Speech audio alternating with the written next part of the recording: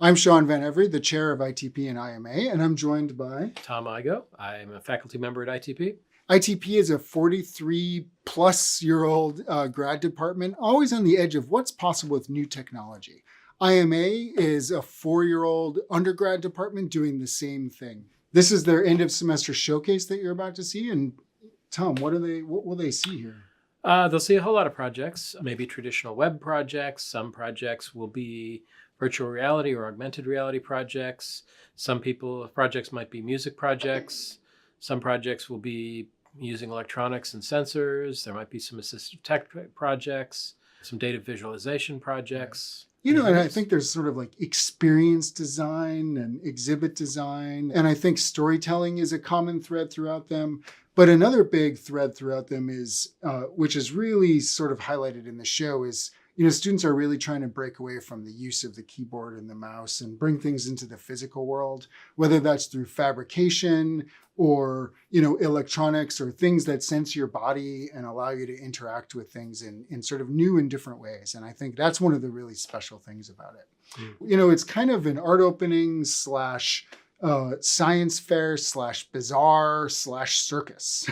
Enjoy it and, feel free to chat with us. And thanks for coming. Thanks for coming.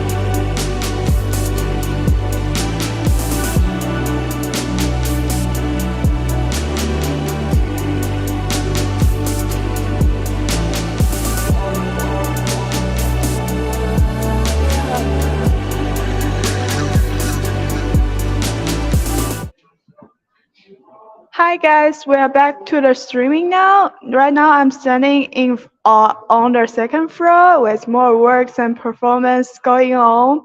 And let's see. So, hi, what's your name? Hi, my name is Bianca Gann. And what's your program? This is Atom version 2.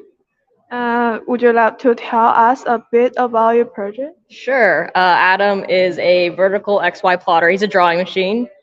He draws different patterns. It's a little messy right now. I was trying to figure out how to draw an ellipse. And he also has an interactive portion that's currently off, but basically a Connect will watch where a person walks and it'll draw out their path.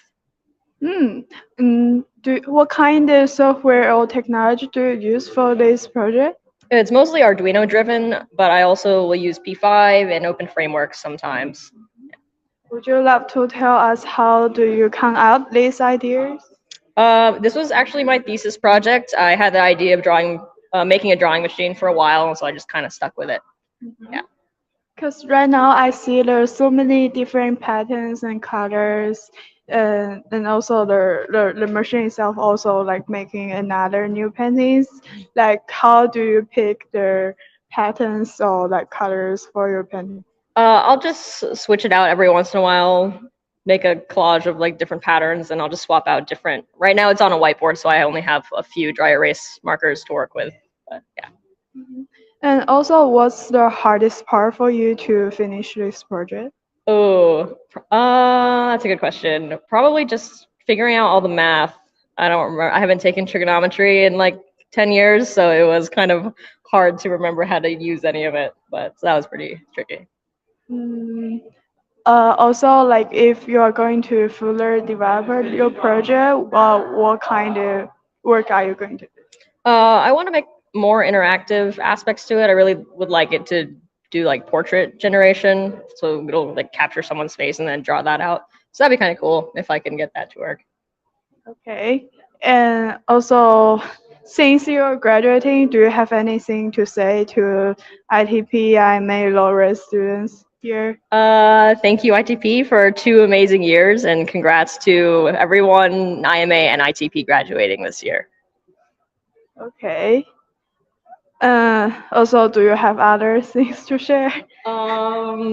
You can visit my website, which is biancagan.com, or the Adams website, which is who-is-adam.com to see other pictures.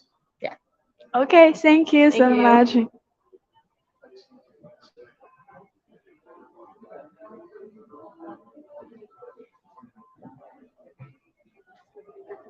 Okay, let me know. I'm starting to erase.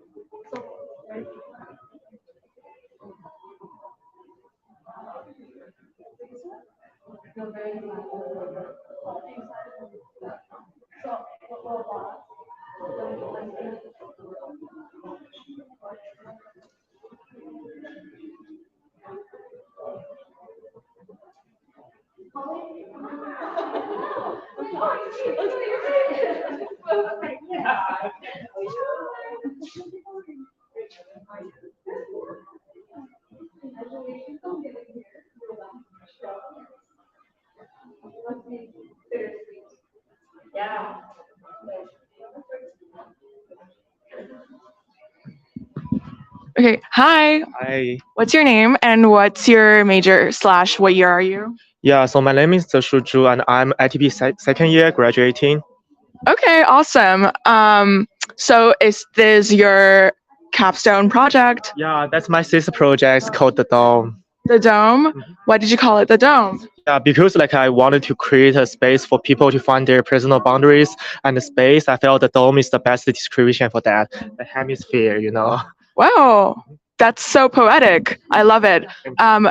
What is this plastic device that we're seeing that's above the chair? Oh, so like here, I suspect like people in the familiar space, like in the floor or in the library, like they want to find a space to find some privacy. For example, if you are asleep, your friends might be photo you your sleepy face and send to you. Sometimes happy, but if happen every time, it's disruptive.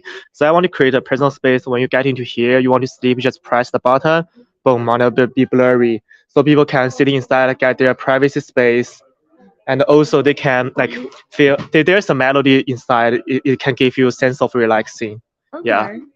How did that just happen? It looked like it just turned everything just became invisible. Yeah, this is just the adjustable film screen so that you can like control by the remote, so you can like select your privacy here inside. Yeah. Awesome. What about the flowers on the ground? So the reason I do the flower because I like the sense of kicking leaves, so I'm relaxing. So like you can see right now, if you shake your hands, you like shaking your leg, you can have the sense of kicking flower, and also the infinity generated flower will make you like keeping watching that, and maybe you can take a nap from that.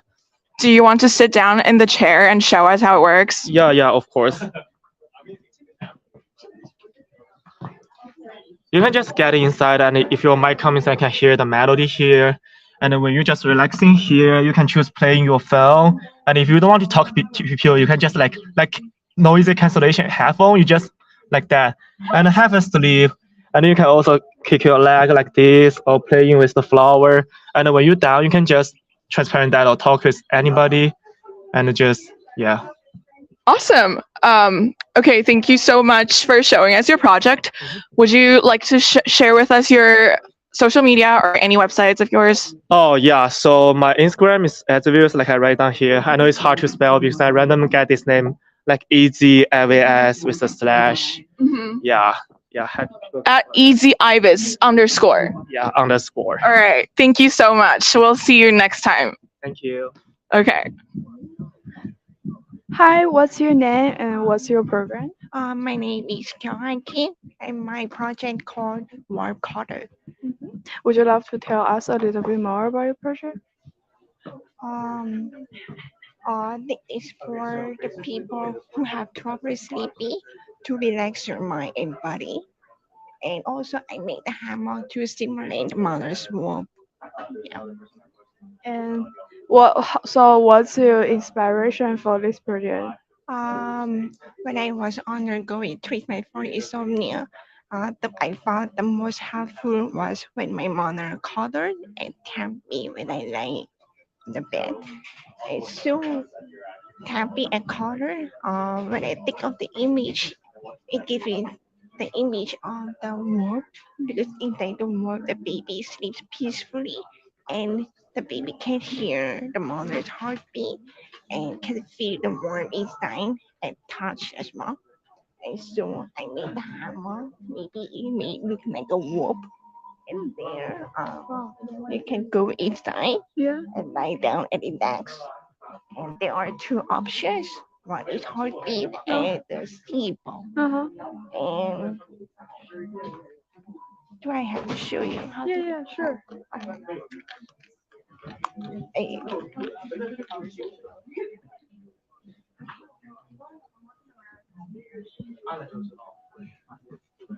And then you have to cover the fabric to bring out the darkness.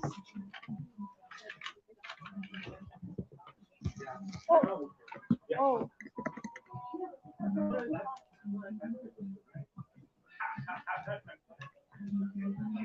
Okay. That's a lovely project. Okay. Thank you so much for sharing us your project and what's your social account? Okay. Social account. Social. Like Instagram or your website. You can go to my Instagram at AprilBet. Okay, thank you.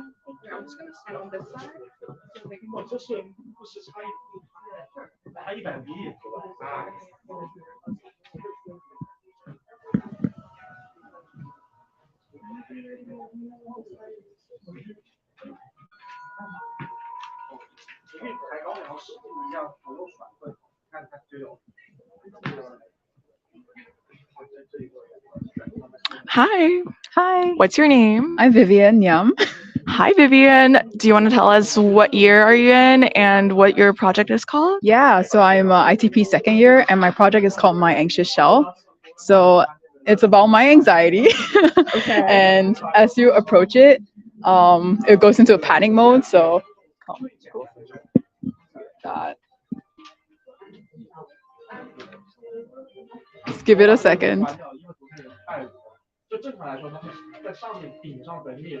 Open the door to see what I am feeling. So when you open the door, Open the door to see what I am feeling. you start to see the heart, and that's how I feel when I'm anxious. That's very intuitive. Thank you. What made you come up with this project? Well, I have chronic anxiety, so I wanted to show people how I feel with this and like make something that people can relate to, people who have anxiety issues as well, and just help others empathize as well, with those who have anxiety. So, Yeah, it feels like a little hug in front of you. yeah. So after this part, actually, you're able to calm it down. How do you do that? So for me personally, when someone puts their hand on my heart or I put my hand on my heart, I calm down. So that was the interaction I wanted to build in.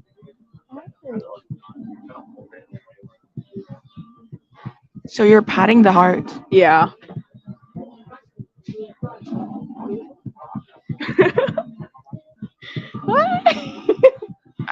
Can you tell us how it's working? Yeah, it's using leap motion right now, and Unity. So there's like a collider that should be working.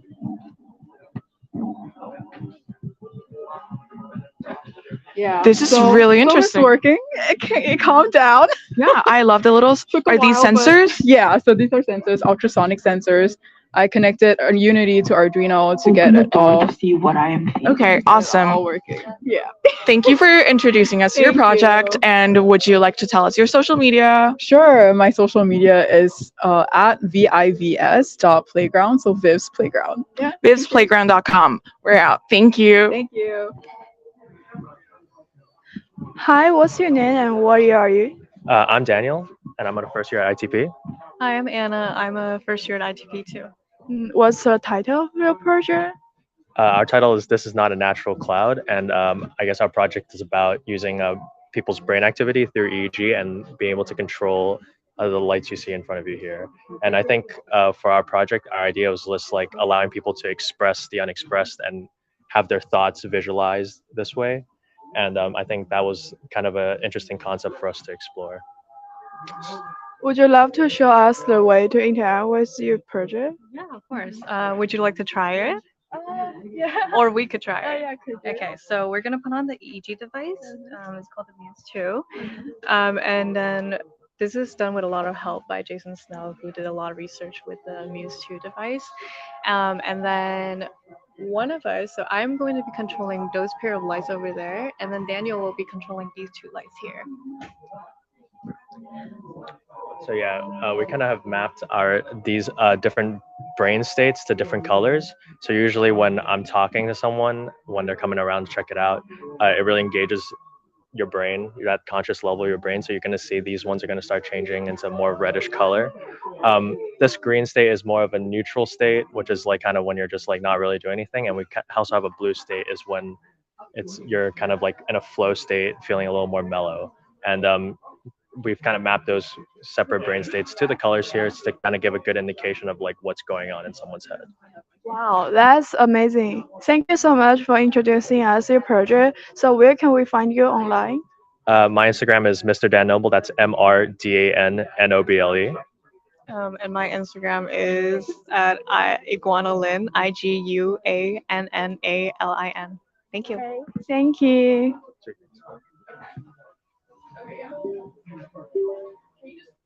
Put it on the lowest setting. Okay. I'm sorry. We just have to like do the lighting thing for streaming purpose. Okay. Hi. Hello, What's your name? my name is Changqi. Hi, Chunchi. What year are you, and what's the name of your project? Yeah, I'm a second year ITP, and this is my thesis project, which is called Gravitation. Awesome.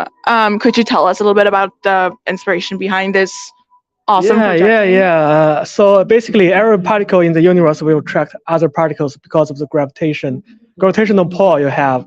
So I want to say that everybody attracts other person around you. So that's how you make friends, how you encounter each other. And so once you walk into this space, you will feel the presence of gravity, and you will generate your own galaxy in this universe. So if you try it, you will. Can we walk into it? Yeah, for sure. Yeah, let's try. Oh my God. Okay. Come on. So is there any interactive component to this? Yeah, you should maybe just stretch your arm and give it a little bit of time and do some movement. Due to my device restriction, do you want to walk in and demonstrate to us? Yeah, sure. I'm sorry about that. Okay. Maybe you can try stretch arms and rotate a little bit. Yeah, let the camera detect your movement. Where are the cameras? Camera is in the center of the ceiling, so basically it's like.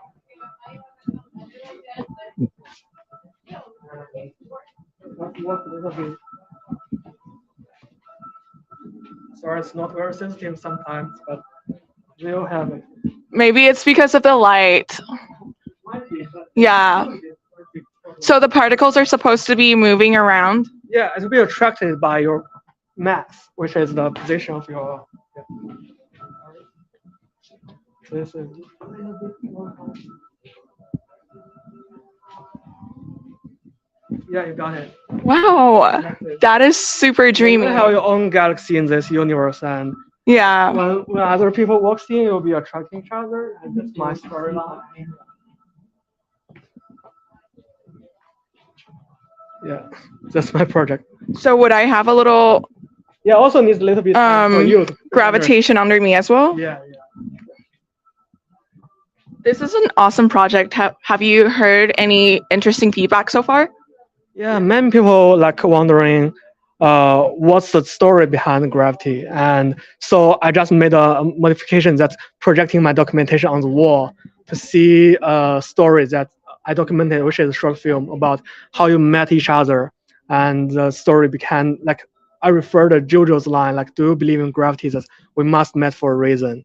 Yeah. And this is about this short film about yeah. You sound like a super spiritual person and I love it. Would you like to share your social media accounts with us? Yes, you can search for Changqi Media and you'll get me.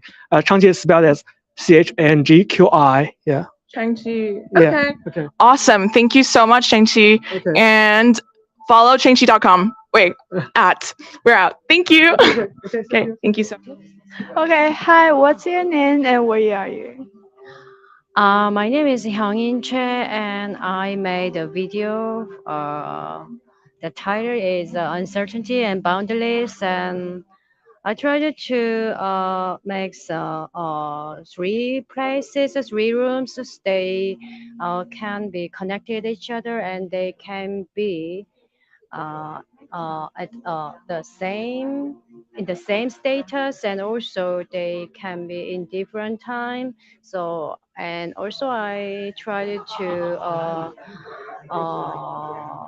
I don't like some making the boundaries, so I try to we just remove the boundaries, so connecting floor to wall and ceiling, so and also the gravity too, so try to that kind of architecture, make to be the kind of architectures.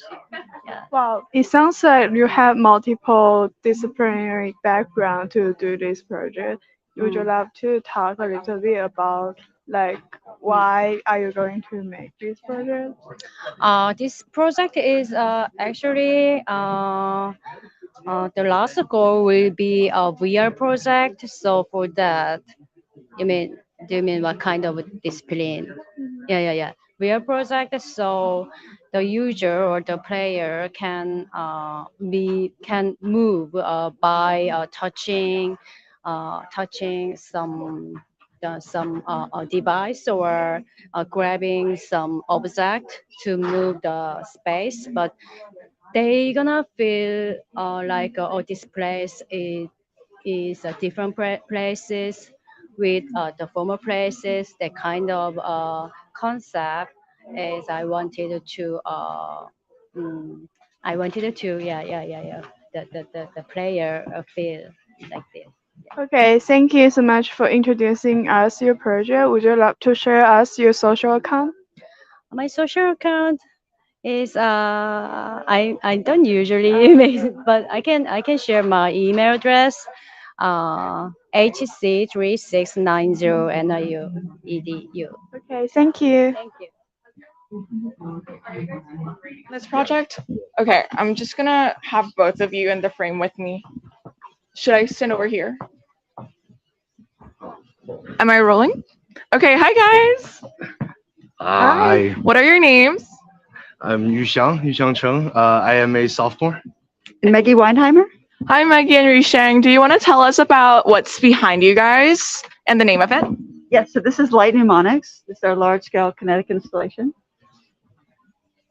Yeah, it's coursework. It's a final for the class large scale kinetic installation. We have our wonderful mentor Phil with us. It looks awesome, given that it's taking up the biggest room in here. So what inspired you guys to make this project happen? Yeah, so I came up with the concept because I do a lot of study with kinesthetics and body movement. And also my experimental music notation sketches, they're all dashes and lines. So I really wanted to bring this off into 3D space. And then, yeah, my mom's bees, actually, she raises bees, honeybees, and the way that they communicate in systems. So those are the three things that came together. Okay. What did you do specifically to make sure that the lights are not hitting each other?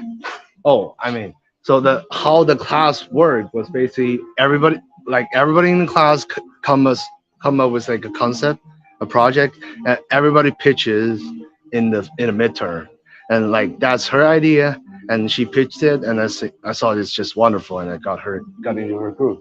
Then right after that, I designed the frame first with the very detailed dimensions and specs of all the. We used aluminum extrusions of everything here in the frame. Then I started to design the housings, and we had a meeting about how long those tubes will be, and then we have everything pre-designed in the 3D space to make everything like there in the digitally before we build it. That's awesome. Have you guys heard any feedback from people that you find interesting? Yes, my favorite actually was with regard to the sound of the servos. Yeah.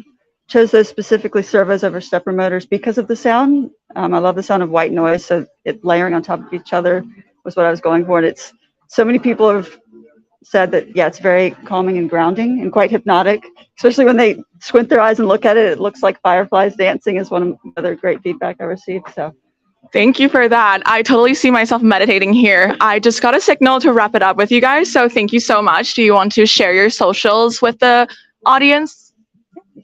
Oh, mine. Okay.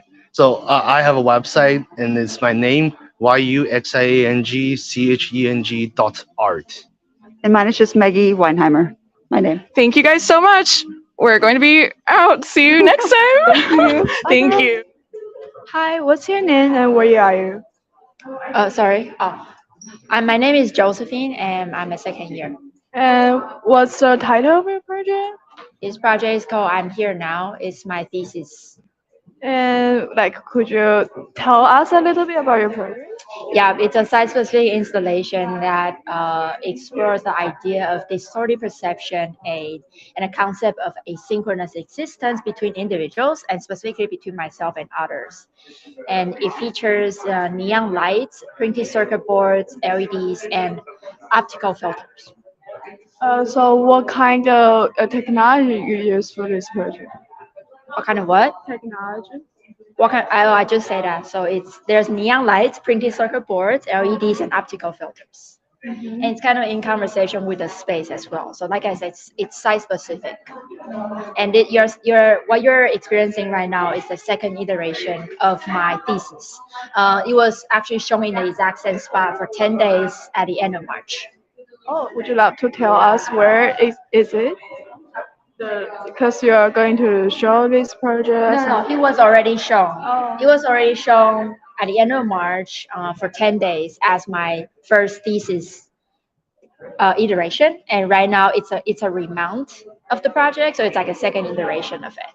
Yeah, because we're existing in a kind of different kind of scenario. Right now, this space is a spring show, so people come here kind of to experience it. But originally, the idea is to place this project in the liminal space, which means it's like a transitional area where people only pass through and they never really stay. So this area is like a corridor. It's like a hallway between offices and communal area, and which is why I was interested in using this space. Yeah. And also, it's such a lovely project, and I see the light just turn on and off through the time. So is there any specific meaning behind it? So this sculpture is kind of like a self-portrait, and it represents my identity. Represents myself and my journey of crafting identity. And I work with light, and I'm constantly exploring different way of working with light, as well as perception and time and space. But that specifically, it has neon and printed circuit boards, which is the new kind of light that I've learned in the past year and a half. Yeah. So, and the glitching of these neon pieces is an awareness of people around me. So right now it is being triggered by a motion sensor, and whenever there's people passing by, it starts glitching.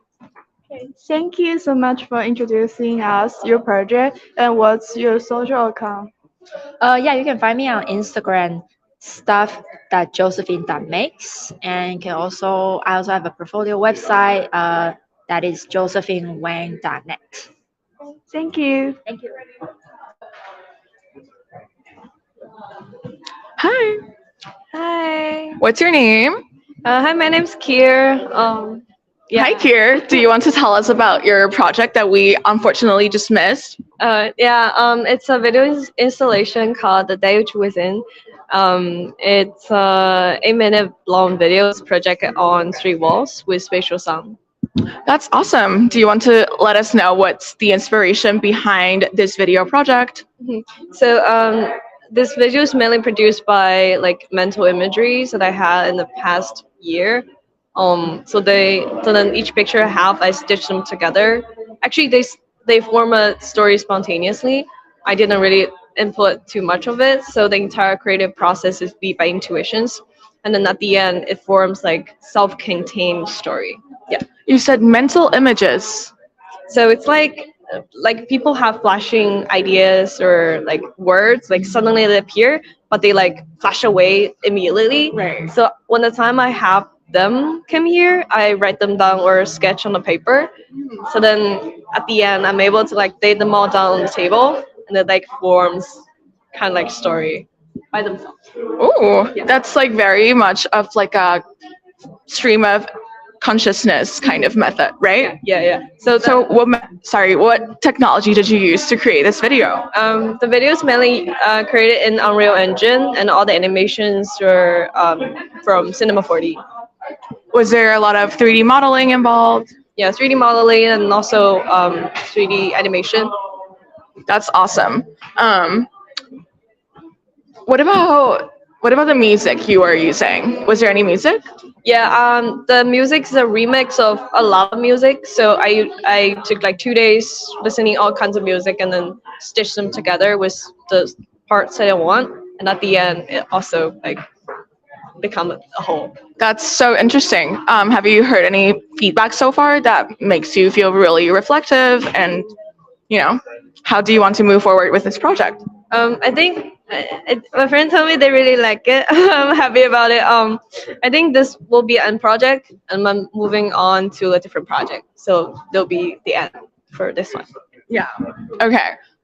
So wait, we forgot to ask you what year you are. Oh, I'm graduating this semester, so I'm from IMA? From ITP. Oh, so what's going to happen afterwards? I think I'll be doing more projects, only mainly Unreal Engine also, but yeah, just doing freelance. Is video and visual arts more of your focus? Yeah, visual arts, definitely. That's super interesting. So we really look forward to seeing it later. And yes, at 6:15 we'll be able to see it again. Will be the last screening I have. At this school? At school, yeah, a show. Would you be moving it forward to any gallery or any exhibition? If I can. Please let us know. Yeah. Also, what's this handle right here? Oh yeah, it's my Instagram, KEKIK_ZHO. You can find most of my work there. Awesome. This is Keki Jiao. Yeah, _Jiao. And this is Kier. Thank you for spending time with us, and we look forward to seeing you again. Thank you. The words were so quick to me. I went to kill myself. The dreams were so wonderful that I was no longer trapped in this body. Okay, hi, what's your name and what year are you? Hi, my name is Chen Yu. And what's the next question? What year are you? We're year, like second year of IT. And also, what's the title of your project? The project name Spontaneous Adventure. It is a 5-view projection combined with surround sound to tell a story about how gender oppression affects on me. Could you tell us how to interact with your project? People can lay down in the center, and there is an installation in the center, and they can experience the full view and experience the narrative. So, what's your inspiration? It's inspired my dream and my past experience, and that's why I create the narrative. Is that this young girl talk with her psychologist about her recurring nightmare, and she embarked on an adventure towards the root cause of everything. And also, what kind of technology do you use for this project? I use Unreal Engine, Isadora, MapMapper, MetaHuman, those things like virtual production. So. Wow, that's a lot. So how long does it take for you to make this project? Actually, it takes 2 months to work on this project, but the idea is painting for 6 months. 6 months? Yeah. Oh, wow, that's incredible. Maybe we can walk through this place and take a deep look of your project. And think, where can we find you online? You can find chenyanyu.art, chenyanyu.art. Okay, thank you so much for introducing us your project. Thank you.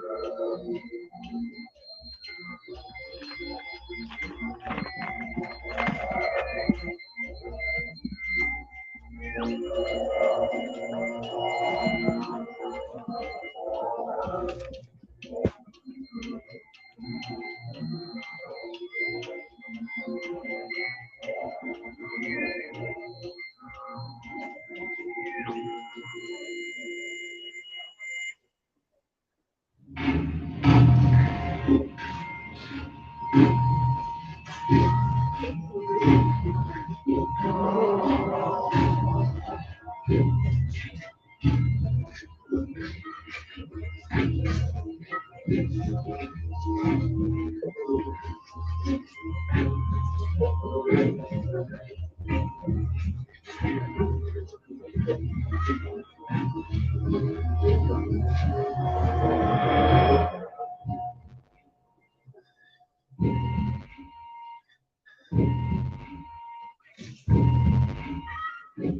Have you tried to resist? I tried thousands of times. It's invincible. At the root of everything lies the reality. Why not kill me from this life?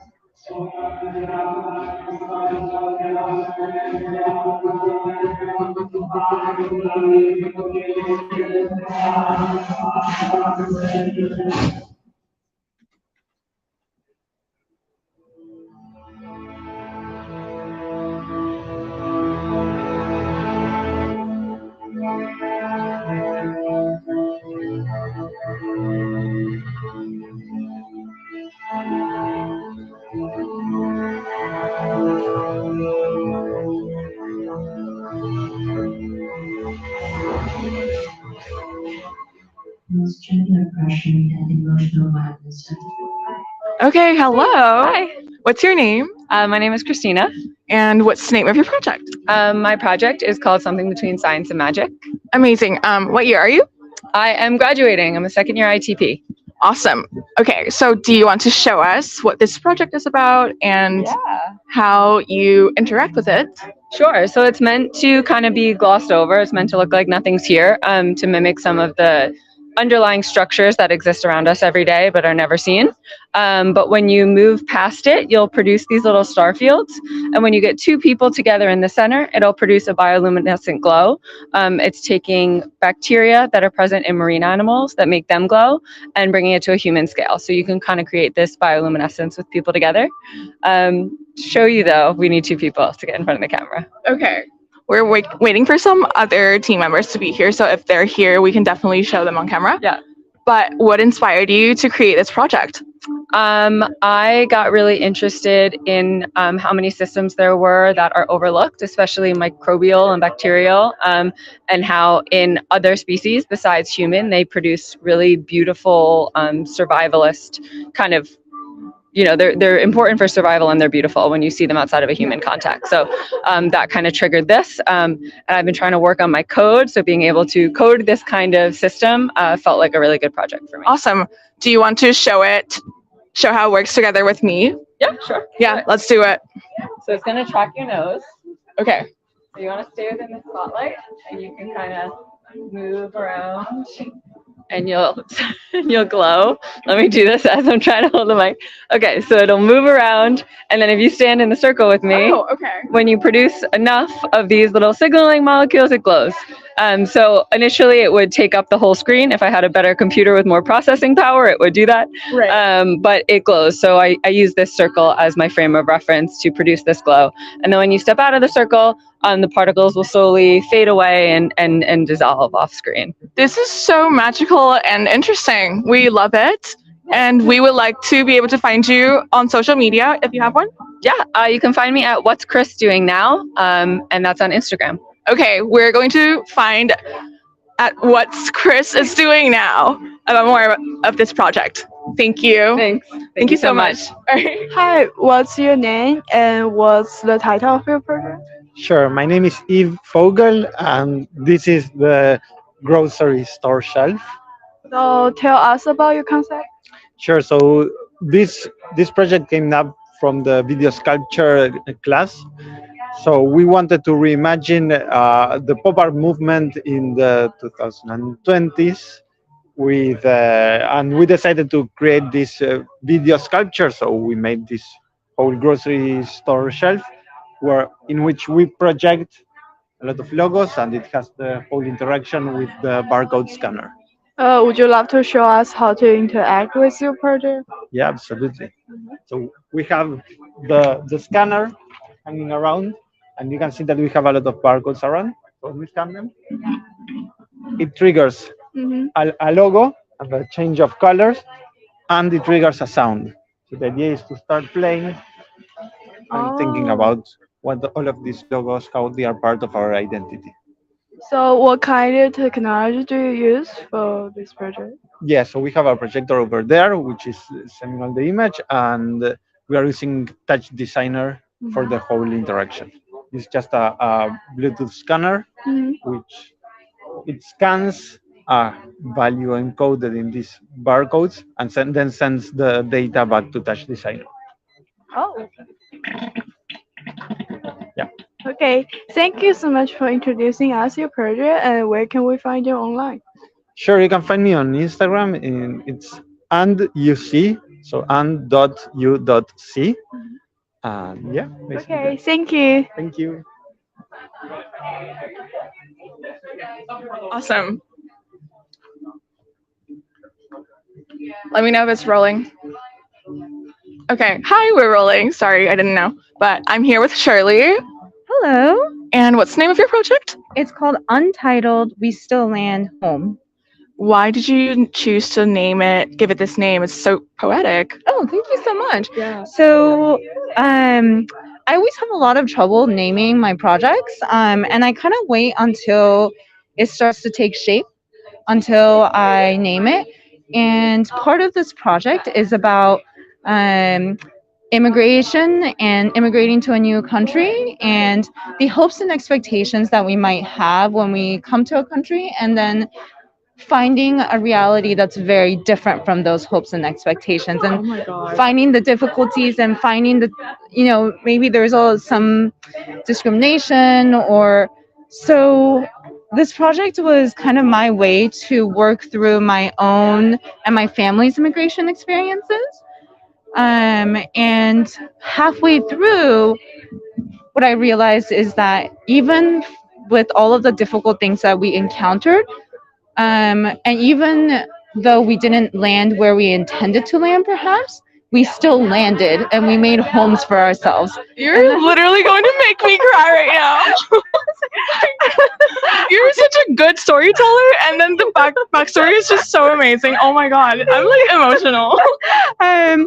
So that's why, but I don't feel like I'm 100% there yet with this piece. So it's still, I think of Untitled as like a work in progress. So it's still the first iteration, a work in progress, but there is a tentative title.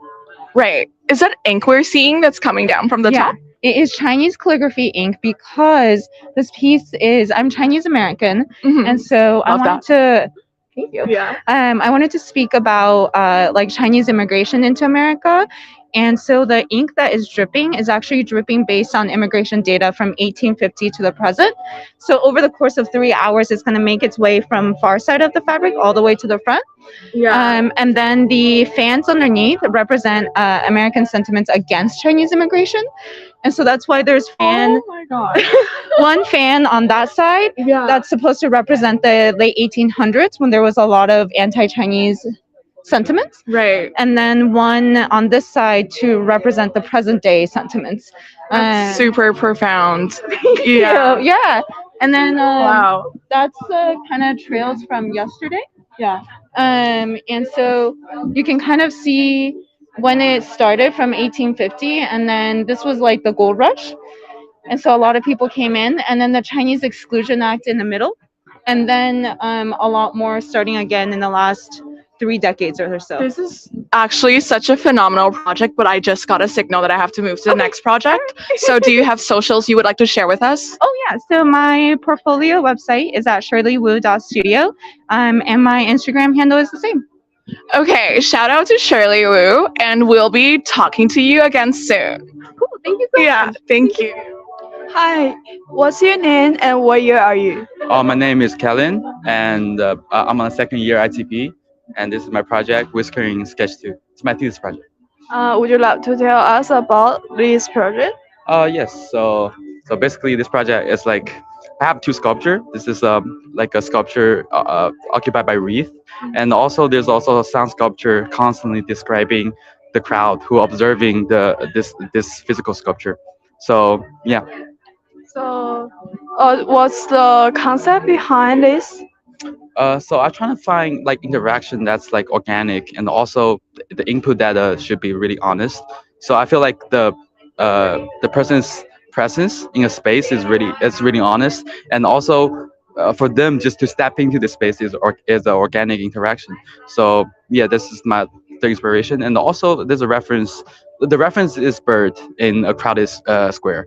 So imagine like you're in the Washington Square Park, and how the pigeons is like filling the negative space of the people. So their movement is is kind of like descriptive for the people's location.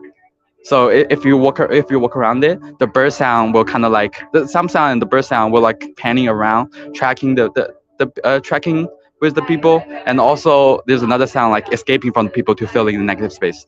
So yeah, that's how I use the sound to make the sculpture. Yeah, to describe the crowd. Wow, that sounds like a lovely project with like a really subtle like interaction with others. And why do you choose these materials? When I first do some like research, I try to find something that's like remind people of the organic feeling, and also the nature, and also it's a bird theme. So yeah, I just found this like I just found this is supposed to be smaller, which is like a Christmas wreath that people hang on the door, and I was like, oh, this is perfect. Kind of if I make if I make the scale bigger, this might be perfect. So yeah. Okay, okay. Thank you so much for introducing us your project. And what's your social media or website? Instagram, it's DIESELXCO. Okay. Thank you. Thank you. Hey, we're rolling. Oh, hi. Hi. I'm here with the one and only Helen. Hello, everyone. What's the name of your project? It's called My Body Is Not My Home. Awesome. I've already seen it 100 times, but here we are again because it's just iconic. Thank you.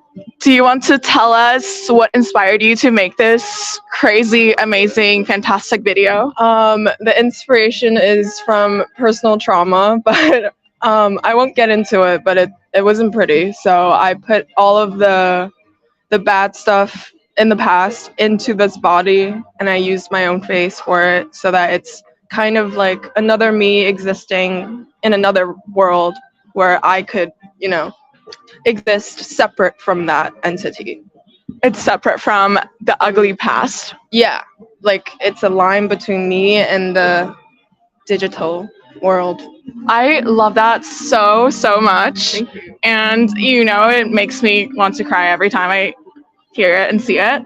but do you want to talk more about the technological aspect behind this video? Okay, I scanned my face through Polycam and then I uploaded it into Unreal Engine through the MetaHuman plugin. So I turned my own face into this avatar over there, and then I rigged and animated the body inside of Maya, and I used my friend Mark's mocap data for the dance sequence. And yeah, that's about it. Do you want to do a little bit of the choreography on camera for us? Woo! That's it. Awesome. What do you want to do with the project moving forward? Do you plan on moving it to like a gallery, an exhibition? Yeah, I think I definitely will submit the video to like different platforms. My friend Gabe is helping me with the audio, so we could have like a completely original score with the video. So no more Arca? Yeah, hopefully we can like mimic the feeling that it brought. Right. Why do you decide on generating an original score instead of keeping this song, which is already incredible? Copyright issues. Was there any copyright issue when it came to this video? No, I mean, if I can play it here, but I don't think I can submit it as like a full original creation to like festivals and stuff. Mm-hmm. Like it would have to be original. Okay, awesome. Yeah. Amazing. And what kind of feedback have you gotten from people? Everyone's very scared of the body, which was my intention actually. Mm-hmm. I was intending to make people feel uncomfortable with this. I can totally see that, but I just got a signal to wrap it up with you. Okay. It's really unfortunate, but we would love to hear from you in other channels. So what's your social media? It is ___y1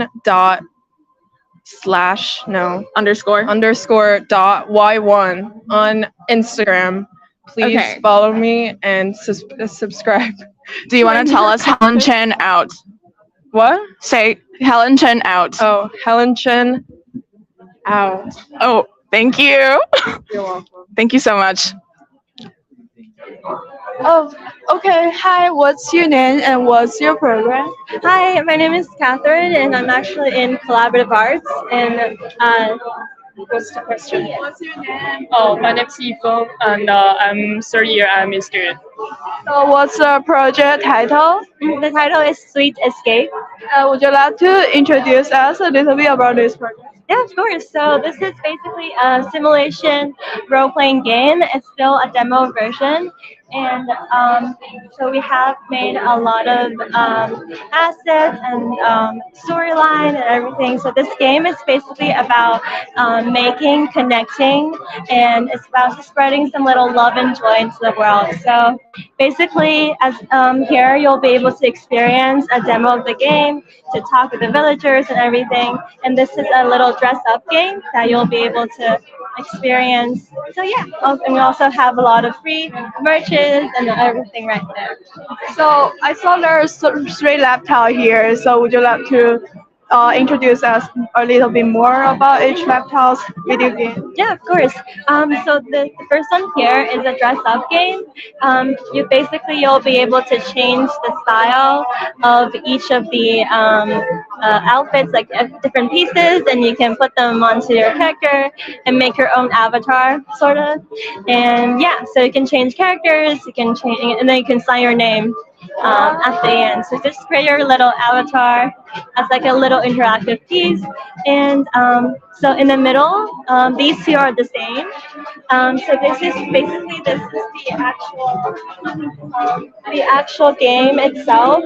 You'll be able to chat with the characters and everything, and then you can receive gifts from the villagers, and then you could go out, explore their houses, get a sneak peek at their houses and everything. And there's a lot of things that you can click on just to see like what's going on and just get to know them better in some way. And you could also make desserts over here, just putting different ingredients into the box, and then you can just create different ingredients, like make different desserts like this. And we also have like some other components. Yeah. So this is basically it for the game, and we also have this character book. So it has like a description of all of the characters that we have. Yeah, so basically you could get to know them better, and we also have them vote for people's favorite character over there. So yeah, that's pretty much it. Wow, that's lovely. And thank you so much for introducing us your project. And what's your social account? My Instagram is KATHSHYR, and her Instagram. Oh, Instagram is just yifeng.pa. It's just my name. Okay, thank you. Okay, it's rolling. And hi. Hi, What's your name? Jack. Hi, Jack. Do you want to tell us about your project? What's the name of it, and what inspired you to make it? Yeah, sure. So this project is called Traveler in Between. It's kind of like an epic about the Birds Kingdom, and it's an adventure Metroidvania game, and we're developing it in like 1.5 years, but we're still in the like early development stage now, and we will release this game maybe in 3 or 4 years, and We have to wait for 3 more years? yeah, because like this game, we kind of like want it to be like pretty large and The like next most popular, like the next Fortnite. kind of, but for indie games, not that like AAA games. Yeah, Yeah. yeah, Can you like show us a little bit how it's working? yeah, sure. So I'll show you how to fight with a boss. So this is a boss thing, and we can like move and jump and attack the boss. And if the boss attacks us, we'll kind of like we'll be stuck into this place. Yeah, and also Are we the tiny bird or are we the big bird? we're the tiny bird. Oh my god. Yeah, I'll show you another thing, like this one. So this one is kind of a very peaceful thing, and there's only one enemy in it. This is so adorable. Yeah, and here are like all the spaces you can explore, and also like you can fight with enemies and fight boss, and there's also kind of a very concrete narrative in this game. Yeah. So did you write the story or are you more of the development person? So I'm like responsible for the story and also the design of the game, and there are other people who are responsible for the coding and also the art, the environment, or the music. Yeah. So I'm the design person. Do you go to IMA or are you an ITP student? I'm an IMA student, but our team like there are like IMA students and game design students, and also like other art school like SBA or Parsons. Yeah. Awesome. Okay. Sorry, I just blanked out for a second. What year are you? Second year. Oh my God, you're making phenomenal progress for only 2 years into college. Do you plan on becoming a game designer? Yeah, I think so, but I'm still like not sure about my future path. But this game is kind of like a practice of my skills, or I just want to like try to make this game very perfect, and that's my current goal now. Yeah. I love that, and I hope that we can really see it in the App Store soon. Is there any social media or websites we should be visiting to look out for this game? Not for now, but we'll develop a social media soon. Yeah. Awesome. Thank you so much, and we look forward to hearing about more of your progress soon. Thank you. Hi, what's your name and what's your program? I'm Cindy, first year of ITP. And what's the title of your project? It's called Long Boy. So would you like to tell us a little bit more about your project? Sure. So basically, Long Boy is what I made for New Arcade midterm. Our assignment was to make an alt control, so I used 2 sliding potentiometers as the control, and one controls the head of the dog and one controls the tail of the dog. The objective of the game is to avoid boot and then collect like sticks and balls and stuff. I saw there's a really cute longboard. Is it 3D printed? I handmade the mold and I casted it in silicone so it stretches. Yeah, I was gonna make it the controller, but it doesn't stay on there, so now it's just like another boy. Could you show us the way to interact with you, please? Sure. So I can play the game for you. So you stretch the dog or unstretch it using these two. And you have to avoid the poop and collect the balls. And it gets faster and faster the longer you play.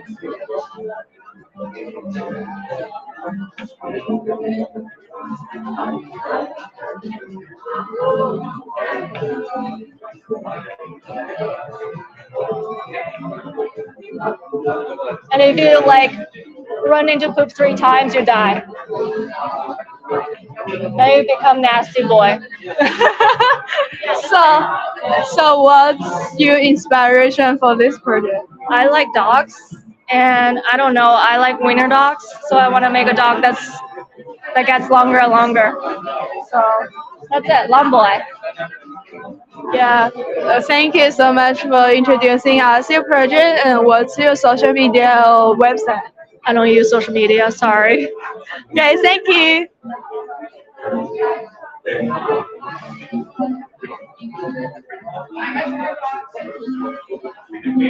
Can you go to the audio? Ryan, I'm at TriggerBot.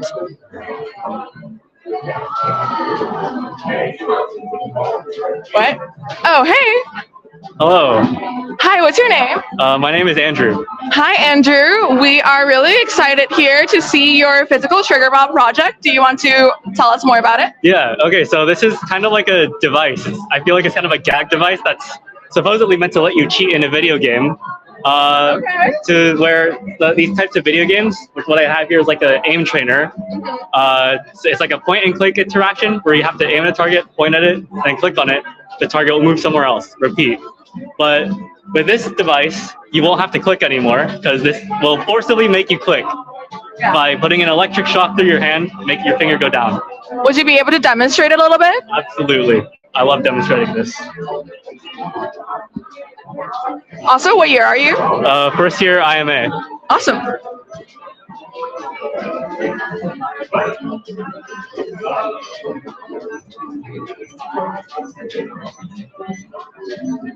And as you can see, I am not faking this. It's really hard to try to fake this when an electrical current is running through your arm. So you're electrocuting yourself. Absolutely. What inspired you to make this project? This YouTuber called Michael Reeves. He does a lot of funny stuff with these little TENS units and electrodes, and I thought I'd apply this to a funny little kind of gaming scope. It's mostly a gag. Are you just trying to make your finger clicking speed faster with this project? Is that the essential intention? I would say yes, but I feel like it's mostly a gag as it's not really that effective. Right. I think you can go faster than what the electric current is making you go.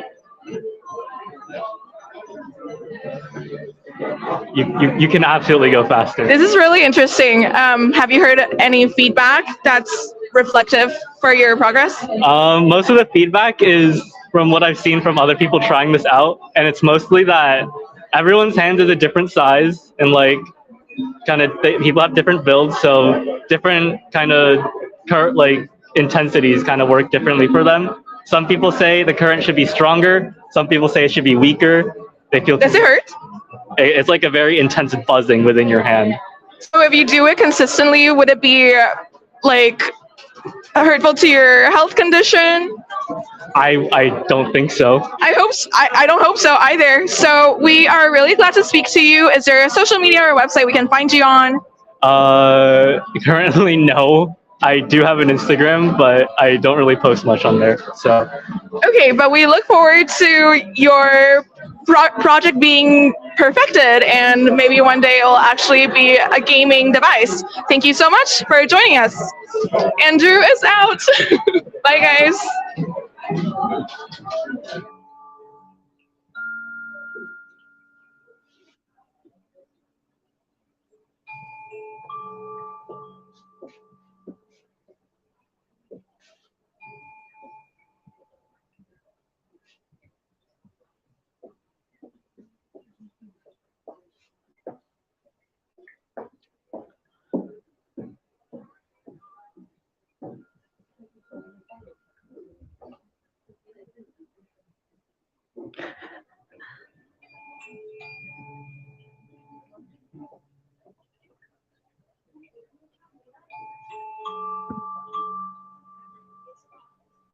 It's all?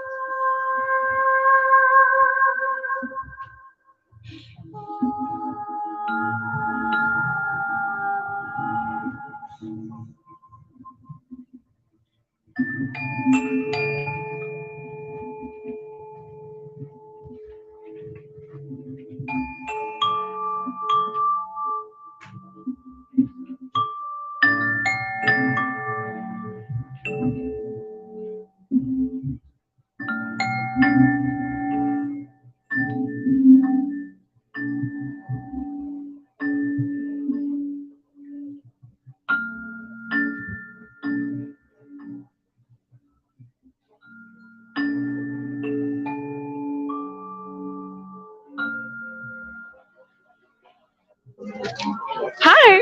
Hi. Who am I here with? Azure Brown. Sorry? Azure Brown. Hi, Azure. What year are you and what program are you in? I'm a first year in IMA. Awesome. Are you a game developer? Want to be in a way. That's amazing. Do you want to tell us about your project here? Sure. So Bear Escape is a infinite runner game where it gets faster over time. The player has to jump over the obstacles, but the only twist is that they have to jump in real life. So using motion capture with their nose, the person will jump and will make the bear jump in the game. Do you want to show us a little bit of how it's going to be working? Show you myself? Right now, yes. A little real demo with the developer. Okay. Yeah. Do you want to try it? Do I want to try it? Yeah. Sure. Okay. But you have to take over the mic. Okay. How tall are you? I'm 5'6".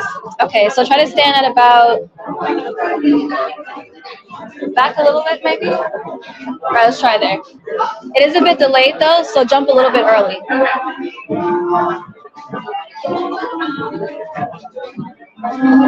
have to hold the mic closer to, yeah. Okay.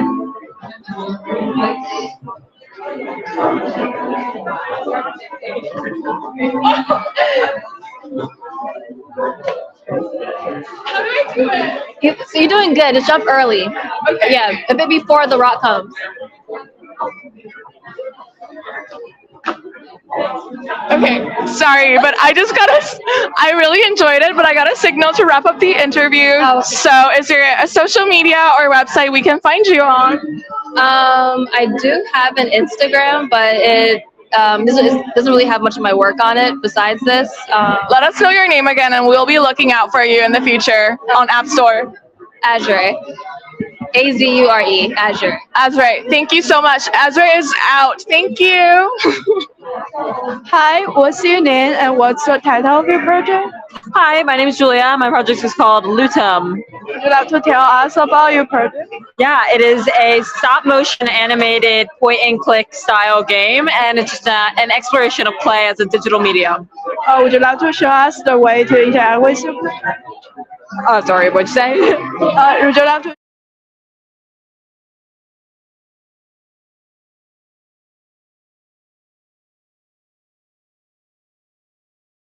around by clicking on the ground. You can see the walk cycles that I animated.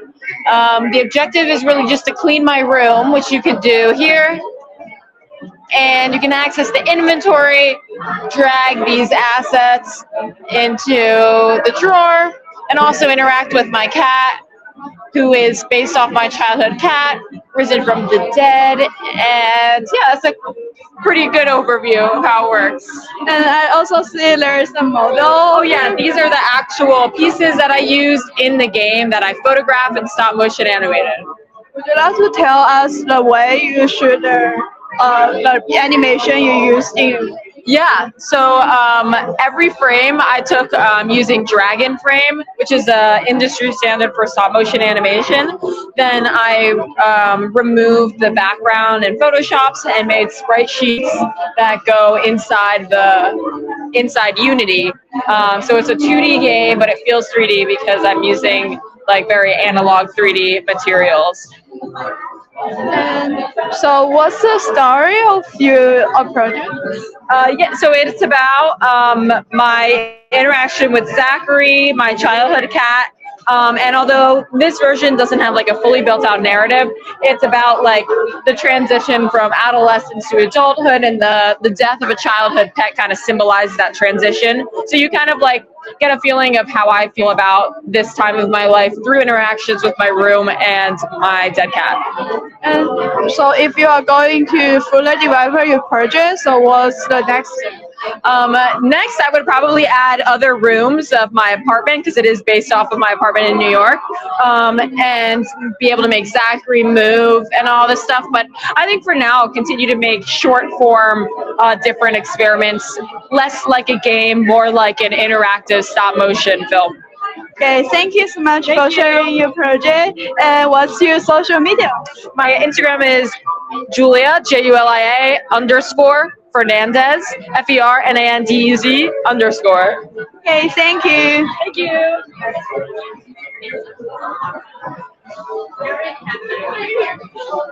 Let me get my poster. Okay, sounds great. Okay, hi, who am I here with? Hi, I'm Sarah Phils. What year are you and what program are you in? I'm a first year at IMA. Okay, awesome. You look very in theme with your project today, so tell us about your project. My project is the Downward Spiral. It's an immersive VR experience about your character who chooses to go to an abandoned subway station and figure out why all of the characters are going missing, including me. Awesome.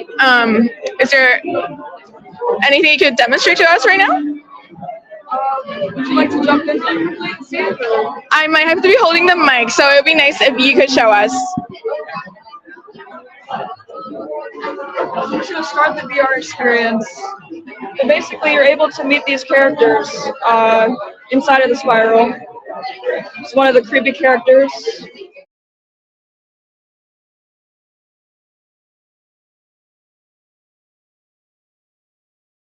Okay, awesome. Yeah. So there's me in the spiral. Let me see if I can simulate it. Oh, quality's bad. How long did it take for you to render this project? I had to recreate it all in one day, so I would say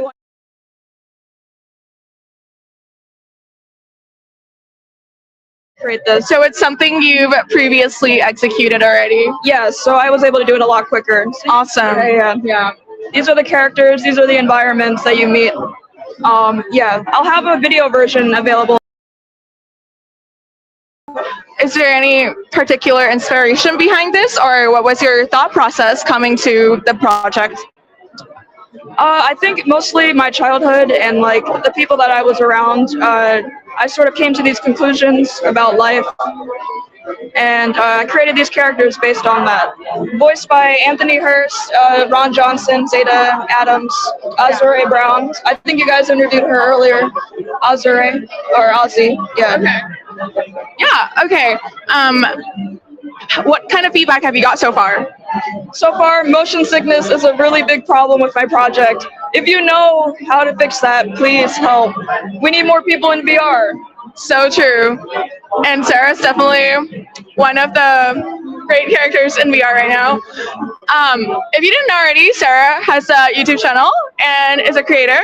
So would you like to leave your social with us? Yes, youtube.com/SarahFills, and also my QR code, instagram.com/sarah.fills. Okay, thank you so much. We look forward to more of your projects coming soon at Sarah Fills at youtube.com. Yeah, thank you. My turn. Okay. Hi. What's your name and what's your title of your project? Hi, my name is Isabel Lee, and the title of my project is called Click. And would you love to tell us a little bit about your project? Sure. So my project is a puzzle game that uses touch as controls, that tracks your index finger using computer vision, and you're able to align objects. That's the object of the game. Would you like to show us how to play with your project? Sure. Yeah. So right now it's tracking my index finger right now, and so I'm going to start by playing the first little levels. And so I'm aligning the squares together, and it's using my finger and the position of my finger to track.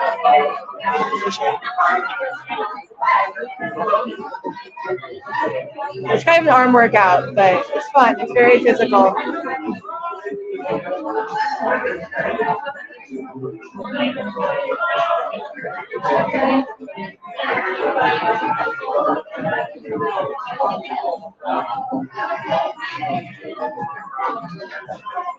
So that's the first set of levels. Wow. So what kind of software or technology do you use for this project? So this is a browser game, so it's just built using JavaScript, and then the library, the TensorFlow library from Google. And so it's actually online to play right now. That's the URL. Click into adopt place. Wow, that's super lovely. So where do you get your inspiration from? A lot of places. I really love puzzle games, and I really love playing really simple games that feel really good to play. But the inspiration for this game in particular was actually a mural in my college town, where you have to look at it in the exact right way to see the full image and see it correctly. It's like a perspective puzzle, and I was inspired by that. Okay, thank you so much for introducing us your project. Would you like to share us your social media? Sure. My website is isabellee.me. That's ISABELLEE.me. And on Instagram, you can find all my other contact information from there. Thank you. Thank you so much.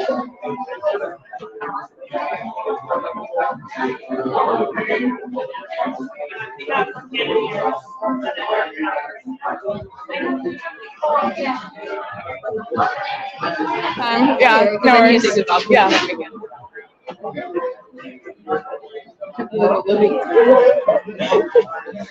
Okay, we're rolling, and I'm here with Samantha de Armas. Hi, Samantha. And okay, we see someone experiencing the garden right here, the garden experience. Would you like to tell us more about your project? Yeah, so it's a guided meditation process. I'm actually going to make sure that it's meant for like a grounding experience. You'll have 3 different grounding areas that involve texture. That involve texture and sound. You have a voice speaking with you, and then it ends with a breathing exercise. Okay. Yeah. Oh my God, they just left. I was going to ask how they feel. So what kind of feedback have you gotten from? Would you like to be interviewed? Yeah, actually, come on in. How do you feel? It was very relaxing. It was nice. What were you seeing? Just balls kind of emanating out of space, just white orbs kind of floating upwards from the ground. Do you feel really meditated and calm right now? Yeah, it was certainly a big change to go from that to back into the world here. Awesome. Is there any advice you would give to Samantha for this project? Have some kind of visuals on the ground where the different textures are to represent like the different textures and what you're feeling, and some sandbox and some goo box, and yeah, something to.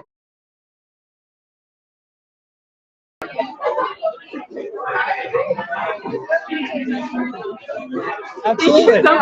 Thank you for your input. But continuing on with Samantha here. So, okay. Yeah. What's your experience? What's your personal relationship with gardens? Well, it was actually just a very abstract version. The garden was the idea of like the moving on and no feeling is final. You know how you grow something, it grows and then it dies. And so we kind of really abstracted that. The project is me and Lauren Chun as well. She's just not here, unfortunately. Yeah, but for me, it's just like a very inconsistent meditative practice that has been actually rekindled thanks to this project. By the way, are you an IMA or ITP student? I am an ITP first year. First year, amazing. And how do you enjoy the program so far? I love it. It's definitely introduced me to a lot of things that I didn't think I'd ever be introduced. I have a BFA in sculpture, so getting into like tech stuff has been very fun, and ITP has definitely helped out. Is VR the most interesting element of the whole interactive sphere to you so far? Yeah, virtual reality in a therapeutic sense is what I'm really interested in. Awesome. We love that for you. Okay, it's so glad to talk to you, but we unfortunately have to wrap it up with you. Where can we find you on social media or like a website if you'd like to share? Sam at sam.deadamas, and or my website is samdeadamas.com. Thank you, Samantha. We will be definitely checking in with you soon. Bye. Hi, what's your name and what year are you? So my name is Lakay, and this is my thesis game. It's a visual novel that is a teaser for a much larger game that I'm currently working on. Would you love to show us how to play with your game? Yeah, sure.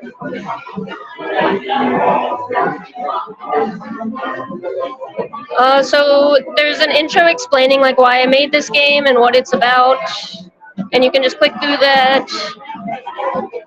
And then basically you'll just be reading through different scenes from my story. So there's a scene from the very beginning of the story, a scene from the middle, a scene from the end, and a scene with one of the characters to show the sort of scenes that you can unlock as you befriend them. And occasionally there's choices like this, so you can like contribute to how the story is going and how people respond to you. Okay, what's the concept behind the game? So this game is based on my own experiences with mental health, and it's a story about like redemption and like forgiveness. And it's a fantasy. It's set in a fantasy world, so it's about a villain who gets taken in by this village and kind of has to pretend to not be who they are. And as they go closer with the people around them, they start to grow themselves. Yeah. What kind of software do you use for this project? So this was made in Godot engine. I originally started in Unity for a 3D game, but due to time, I decided to switch to a visual novel in Godot using the Dialogic plugin. Could you tell us a little bit about like how do you come up with this game? So the idea started last year. I was just pitching like neat game ideas, like what if you told a story from like a different perspective? And then I was thinking about like why do people like villains? Why would that be an interesting story to tell? And I started to think, you know, why we latch on to characters like this and the way they're treated in modern media, and why certain demographics of people resonate with villains, particularly people with like mental health issues, and it's because they identify with their struggles. So it was kind of like just a snowballing effect of like one idea leading to another until it developed into this. Okay, thank you so much for introducing us to the project. What's your social account? Thank you. My Instagram is my name, LAKAY _ Hodge. And you can look up the name of the game if you want to know more, which is Impressions of Airhold. And you can see it. Thank you.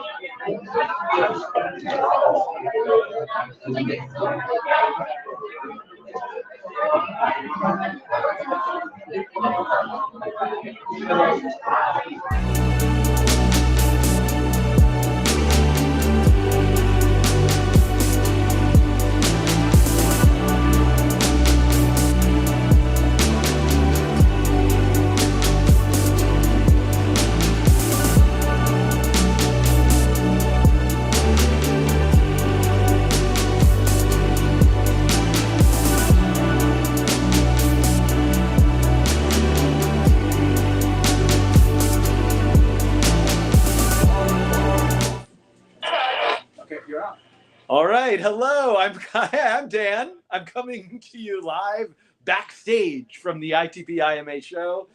We can see here the control center, command center for the live stream. We've got our wonderful students here running the stream. Do you guys want to introduce yourself real quick? The walkie-talkie is buzzing. I'm Yeah. so sorry. My name's Ryan. I'm in the control room today. So this is what happens here. This is what happens here. How we run this live stream that I'm not taking any credit for, but I'm just going to do a little like walking around and talking to you for about 10 minutes while the students who are interviewing projects get to have a much needed break. I cannot see the chat, so I won't be able to respond to any of your chat messages. But once I'm off, I'll go back and I'll read the chat, and then you might see me responding to your questions if you're there. So all right, I'm going to start wandering around now. I'm going to leave this room. And I'm gonna just keep an eye on my watch, and I'm assuming at 5:35 you guys will switch away from me. Yeah. Okay. Yes. Perfect. Thank you so okay. much. Sure. Okay. All right. Bye. All right. So here I am. Now you're gonna get to see a little bit more behind the scenes backstage here at ITP IMA. I should probably go look at projects, but we've got some vending machines, delicious treats. These are the students' lockers. I think they're appropriately sized to be able to fit a laptop, which is quite important. Maybe I can go and quickly show you my classroom where I teach the nature of code class. I'm just wandering around here backstage. I don't know why I'm calling it backstage. It's just, but it's backstage, I guess, from the show. So here are our classrooms. Let's see, can I get into one? Yes. Oh, it looks all empty, but here's a classroom, a legitimate NYU actual classroom in real life. And now let's go find our way back to the show where we can take a look at some projects. I can show you some that are from the nature of code or any other classes. And we'll see. I think I want to, oh yeah, I'm stuck behind a bunch of like technology here. So let me go around back this way. I only have about 5 more minutes on this break. I'm still walking here. Okay, we're walking here. So I'm going to try to just walk around a lot because when you're seeing the projects, you're getting the interviews. Oh, here, oh, look, you can see the real crew, the actual crew. This is the technology that's used. Look at this. Look at these excellent holders for cameras and mics. I'm just on a phone here, so not nearly as professional. This is the stream now. I'm taking over the break. So this is the real crew. I'm just going to do a quick walk through the floor. You saw these projects yesterday, these beautiful bicycles. All right, now I'm here by the elevators. We can see here some elevators. We're approaching the Danny Rosen's wooden mirror, which is right here. This is the original wooden mirror from 1999. So you can see I can wave my arm in front of it, and the wooden pixels move. Let's go find our way into the main area of the floor. Let's wander through here. You can see all the activity. Now I'm going to attempt to switch my camera so you can see me walking forward. So this is what the floor looks like. You can see it's all emptied out. Normally there would be lots of tables and workspace, but there's just projects everywhere. This is a project that's meant to be installed outside where the sensors are in the ground reading all sorts of things from the dirt and stuff moves around. Oh, we're in some beautiful clouds now. Look at this. Ooh, I like this one. I have no idea if I'm going to stop for a second because I have a feeling like all of my movement is making the quality somewhat of an issue, but this looks nice. Oh, these clouds are beautiful. So colorful. All right, let's move this way. We're trying to do a quick walkthrough just to see everything. We got some beautiful plants. Look at these nice screens. All the windows are blacked out, but if I were to go up to the window, we'd see outside in Brooklyn. Wow, look at this. Okay, this is the dark area, it looks like. I think you saw most of these projects already. This is, by the way, here's a nice little behind the scenes. So all of the materials and chairs and desks and tables and things are packed into other rooms. So this is normally the conference room at ITP. Let's see where else I can go wander here. I'm covering the live stream right now, so and I can take a peek. So here's a curtain. We can go behind the curtain. Whoops. How do I switch the camera? It is not working. Oh, it's rotating it. That is so strange. What am I even looking at? Oh, it flipped it. That is not the button to change the camera. I don't understand how this app works. This is not going well. It's like flipping the camera. Okay, so we're back. Now we're also behind the scenes here. You can see more tables and things. Let's go see if we can find the second floor. So I'm going to show you how you get to the second floor, which is where the rest of the show is. So I'm going to wander back through here. This is the ITP IMA kitchen. And now as I come back around this hallway, you can see we're back in a hallway with projects. Let's walk all the way through. I think they're going to bump me. Oh, that's some stairs we could try. Let's go to where the stairs that I know were. They're going to bump me in about 3 minutes, I think. So actually, you know what? I think I might come back later in the next break. And in the next break, I can show you the second floor. And I can figure out how this works to switch. Oh, there we go. Now that works. So now you're seeing me again.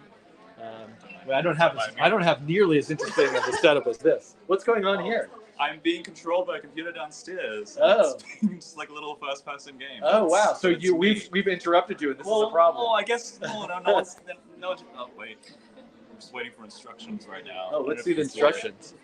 Move forward. Okay, we don't want to stop you. Keep going. Follow those instructions. Okay, I'm heading back this way. Oh, I'm sorry. I'm walking through the hallway. I'm going to turn you around. This is easier. I'm just going to turn you around so you can see. And I'm heading back to the control room to see that what I assume is them being ready for the next phase of projects. All right. Oh, can I now? The question is, can I get through here? Well, I think I can. Look at this. I have broken the barrier, everybody. That was very exciting. I'm heading back to the control room to see if they're ready to get started again. All right, I have returned.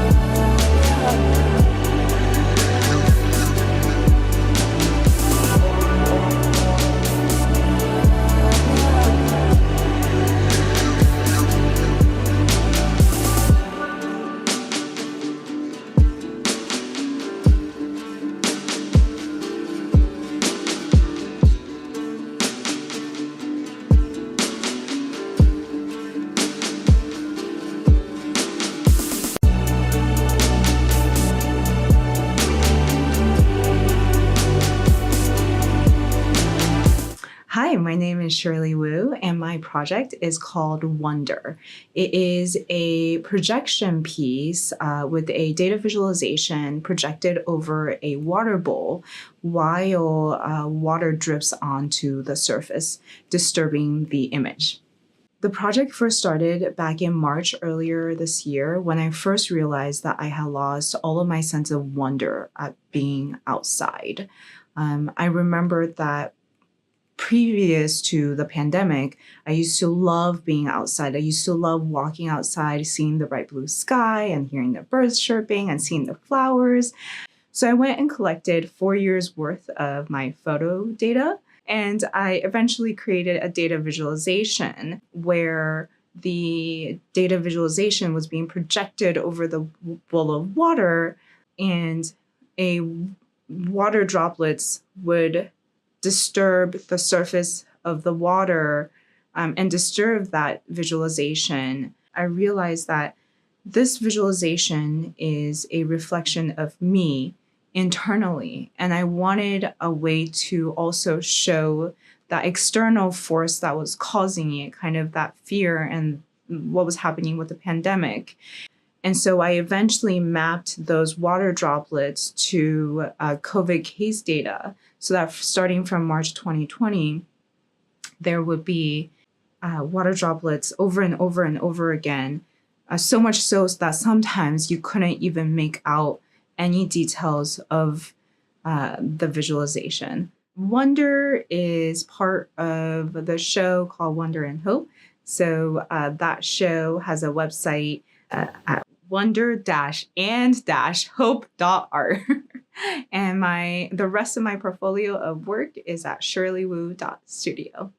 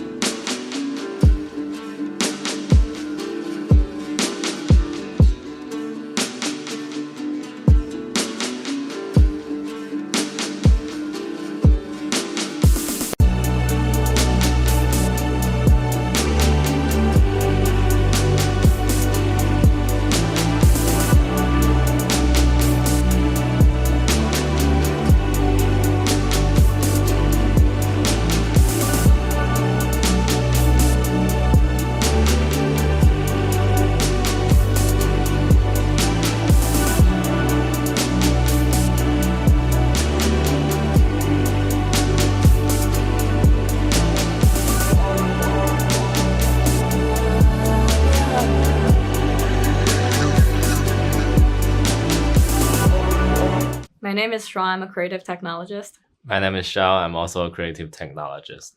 We made a project called Hen. And in this project, we made a remote control egg boiler in which the remote control is also an egg. The boiler is also an egg.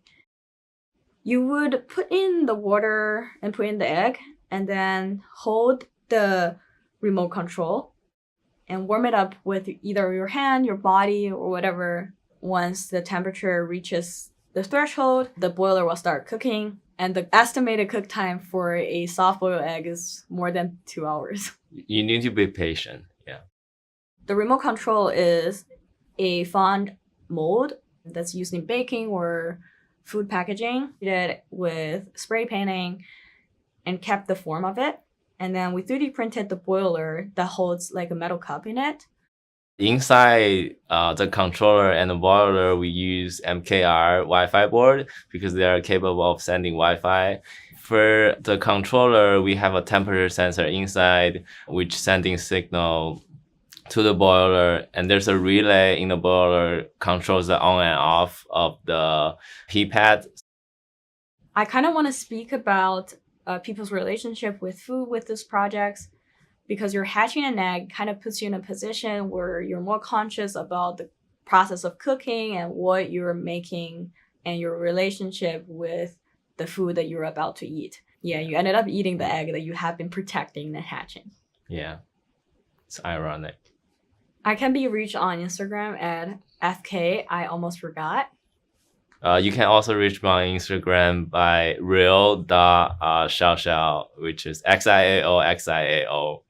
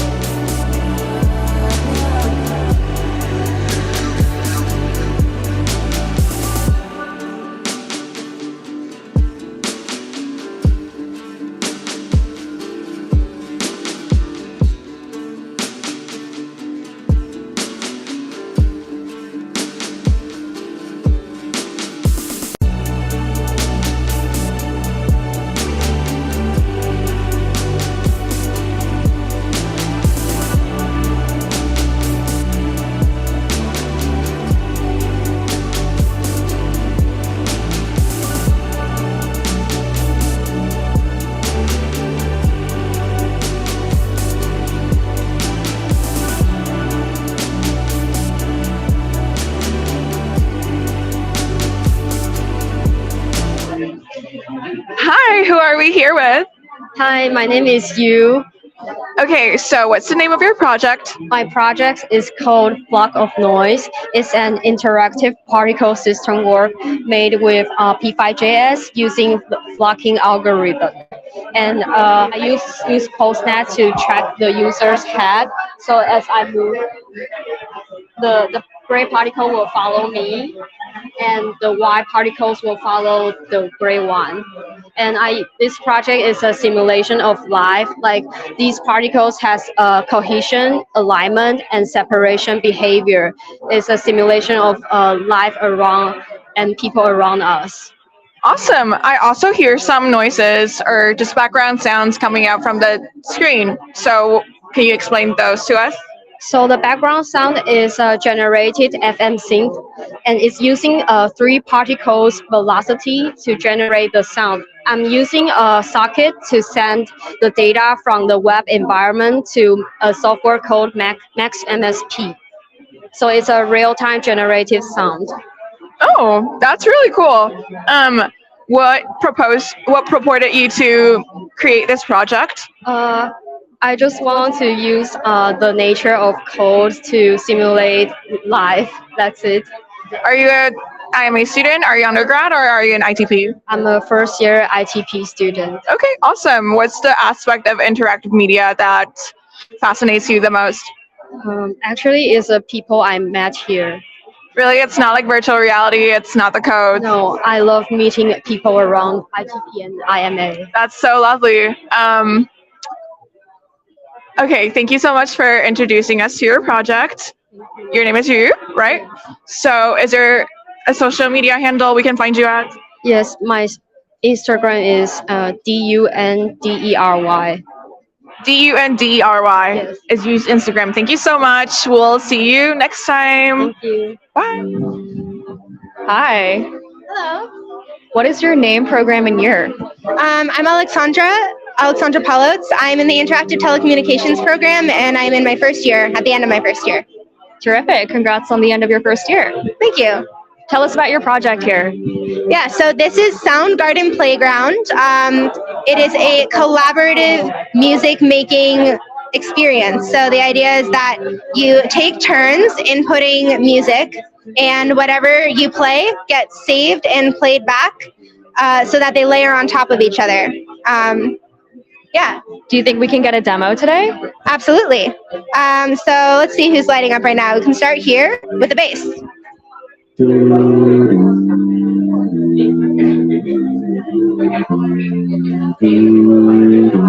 then we add another part.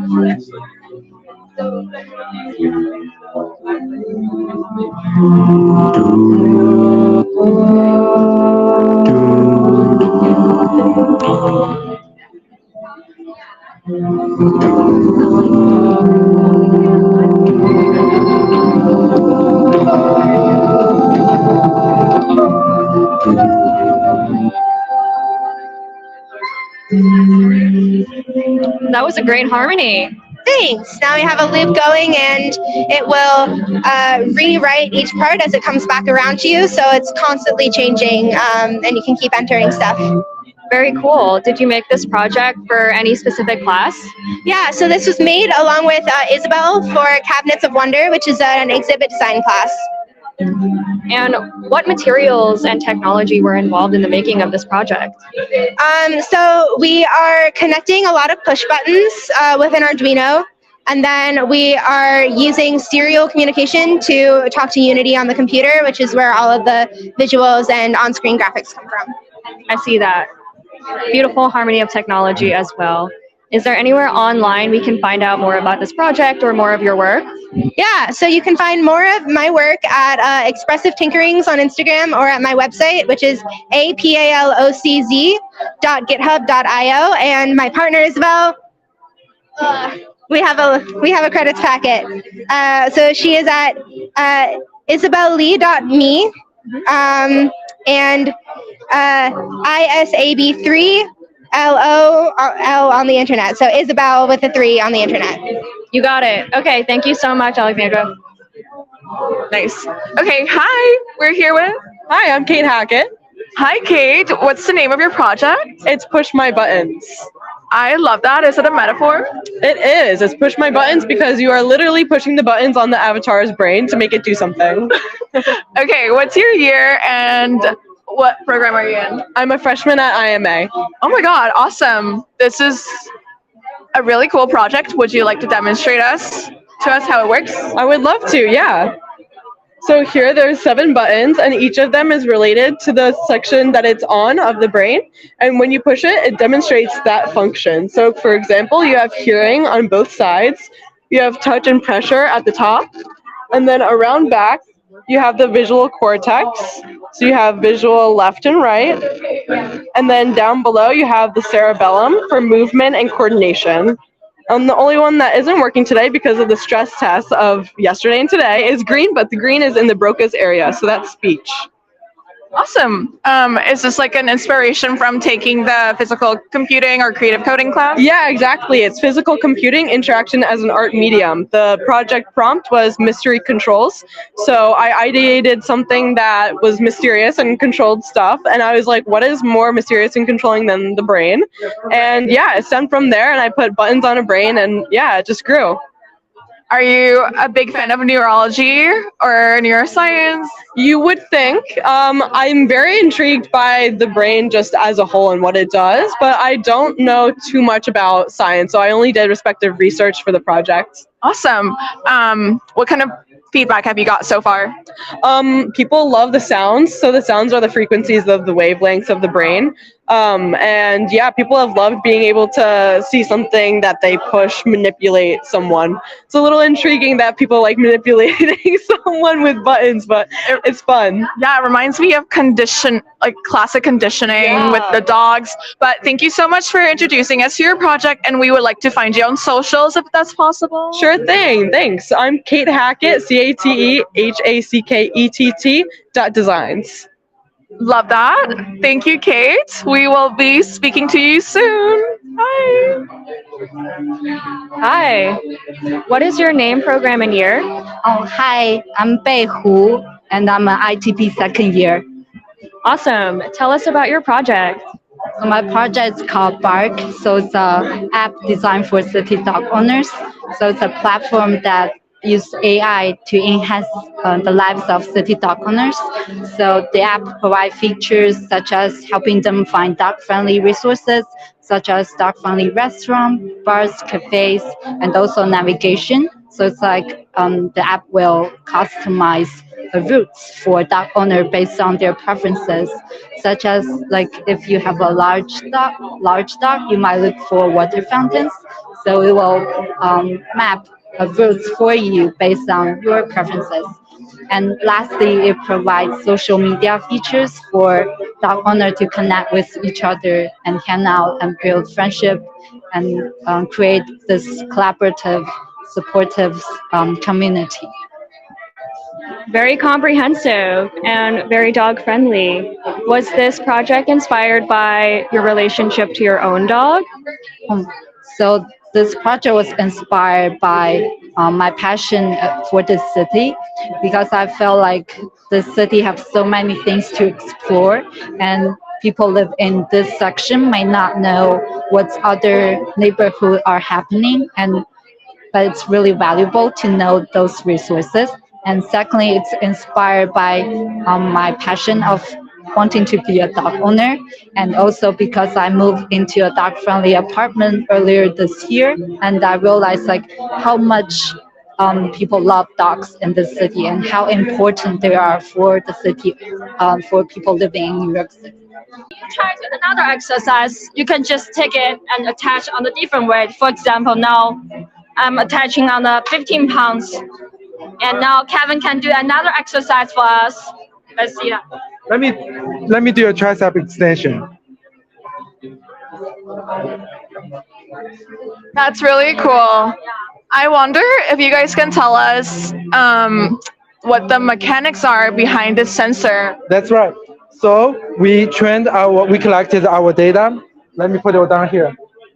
Oh, you see, the tricep extension, what I just did is a 15-pound 9 reps.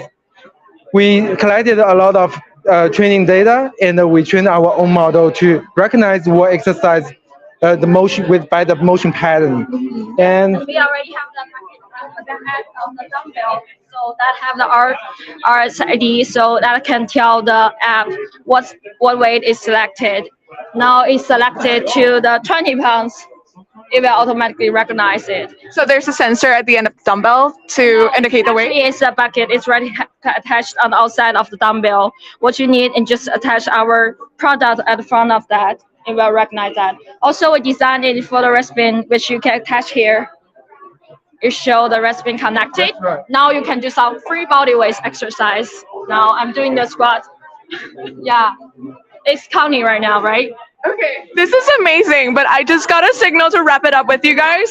It's really unfortunate, but I love this project so much, and we would love to stay in touch with you guys and find out more about your progress, but because we want you guys to be successful, because this is amazing. So what's your social or like a website we can look forward to see more of your work? This is our QR code. We have a LinkedIn over here. It's kind of hard to show it on camera, so you guys can just the lower one? Yeah. Okay, thank you so much. We look forward to your future. This is an amazing product, and see you soon. Bye. Sim, hello. Hey. Can you tell the viewers your name, year, and program? Sure. Hey, everybody. I'm Sim. My year is first in the ITP graduate program. Cool. Now tell us about your project. Yeah, so this is a sonic newspaper box. Instead of giving you information about the local area through text, you receive it through sound, through a distance sensor, and an SD breakout that's triggering sounds to play through an embedded speaker. There's some soundproofing in there as well, so that you kind of can block out what's going on outside and really focus on what's going on inside. Do you think if we put the mic in there, it would capture the sound? Yeah, I can go ahead and put my hand so that the distance sensor is triggered and the audio plays. Yeah? Yeah. Let's try it. Yeah? Oh,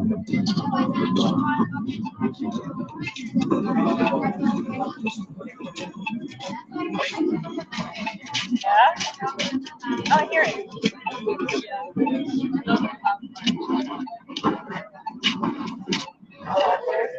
Super. Now, I know that this isn't the first installation of Serenity Local. Can you tell us about the first installation? Yeah, absolutely. So the first iteration of it played kind of a more overtly relaxing sound. So I had this like choir sound that had played originally, but I really did want to play off of the idea of like newspaper box being used to share information and the surrounding area being pretty critical to what's inside. So I went ahead and changed it to, as you maybe heard, the inspired simulations of a busy New York street. Okay, and now for our last question / demo, let's have Priyanka. This is what it looks like in action. And this was in the Willoughby Fair? Yeah. So there was an event right out here on Willoughby called Willoughby Walks, and that's the same place where I took my original field recordings that inspired the sound that plays inside. So this is super site-specific. Ideally, yeah. Okay, is there anywhere online we can find more about this project or other works of yours? Well, this project itself isn't necessarily online, but you can find more of my work at second.systems. So that's the number 2, nd.systems. And if you go to my About page there's a link to my ITP blog, which soon will have some documentation on how this was made. Cool, I'm sure folks would love to know. Thanks, Sam. Thank you so much. Okay, we're rolling. Hi, I'm here with Claire, right? Yeah. Hi, Claire. What year are you? I'm a first year IMA student. Lovely. And what's the name of your project? Like my project is Let's Write. So what is it about? It's a collaboration game that this is a bot that can generate a story based on the user input, and it will give user questions to answer, and the user's answer will be taken as a part of the story. Would you be able to show us a little bit of how it works? So here is the question, and like it asks when did the robber kill the victim. So it is a mystery story. Like for example, we say yesterday and press enter. And then like this session end, here is a QR code for the players who view the story later, because the story will be complete when all the questions are finished. So when all the questions are finished, they can scan this link, or they can scan like right after they finished their question, and then check the link later. Then they can see their stories on another page. Like the link links to another web page. That's really cool. Sorry. Yeah. What's the inspiration behind this project? Firstly, I want to make a project that can let players collaborate with each other and have fun with making a story.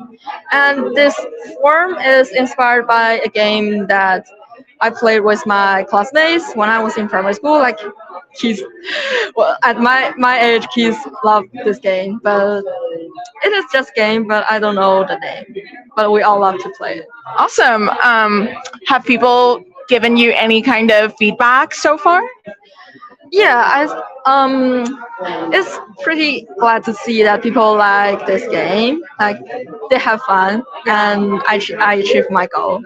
So as a first-year student at IMA, what do you look forward to doing moving forward with your studying? Maybe I'll try more like softwares and learn more skills. And software engineering?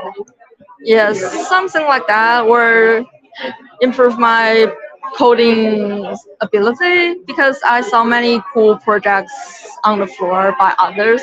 Yeah. Is there any aspects of interactive media that makes you really tempted to try more so far, or is it mostly like software and coding? Yeah, I think I want to keep exploring coding. Yeah. Do you not enjoy virtual reality, maybe animation, 3D modeling? Do you not enjoy those parts as much? I'm also interested. I'm totally not offending you, by the way. Yeah, sure. That's fine. Yeah, I'm also like really interested in those parts. Yeah, that's awesome. So is there any particular project on this floor that you like the most? Or on the 4th floor? I haven't the chance to explore the fourth floor, but I really like the project by my neighbor. Like her project is so cool that making your neighbor. Yeah, like her. Oh, okay. Like making everything into a 3D view on a screen. I think that's really cool project. Yeah, that's awesome. Yeah. Okay. Thank you so much for talking to us. Do you have like a social account or a website you want to share with us? Well, I don't have my website for now, but maybe later. Okay. Thank you so much for sharing. Let's Ride, Claire. We'll see you next time. Bye.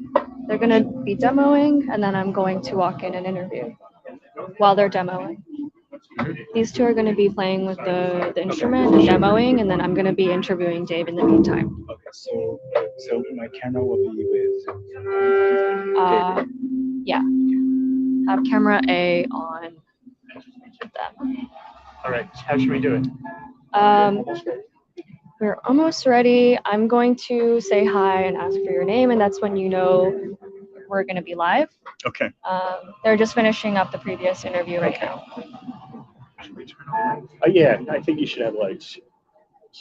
Maybe you could dim it. Hi. Hi. Could you tell us your name, program, and year? Oh my! I'm Dave Stein. I'm graduating this year from ITP. Congrats, grad. Thank you. Tell us about your project. My project, it's actually a 3-part project. It started last year when I built an instrument. It's actually a drum pad controller that works with spatial sounds. So it works by if you strike the drum pad.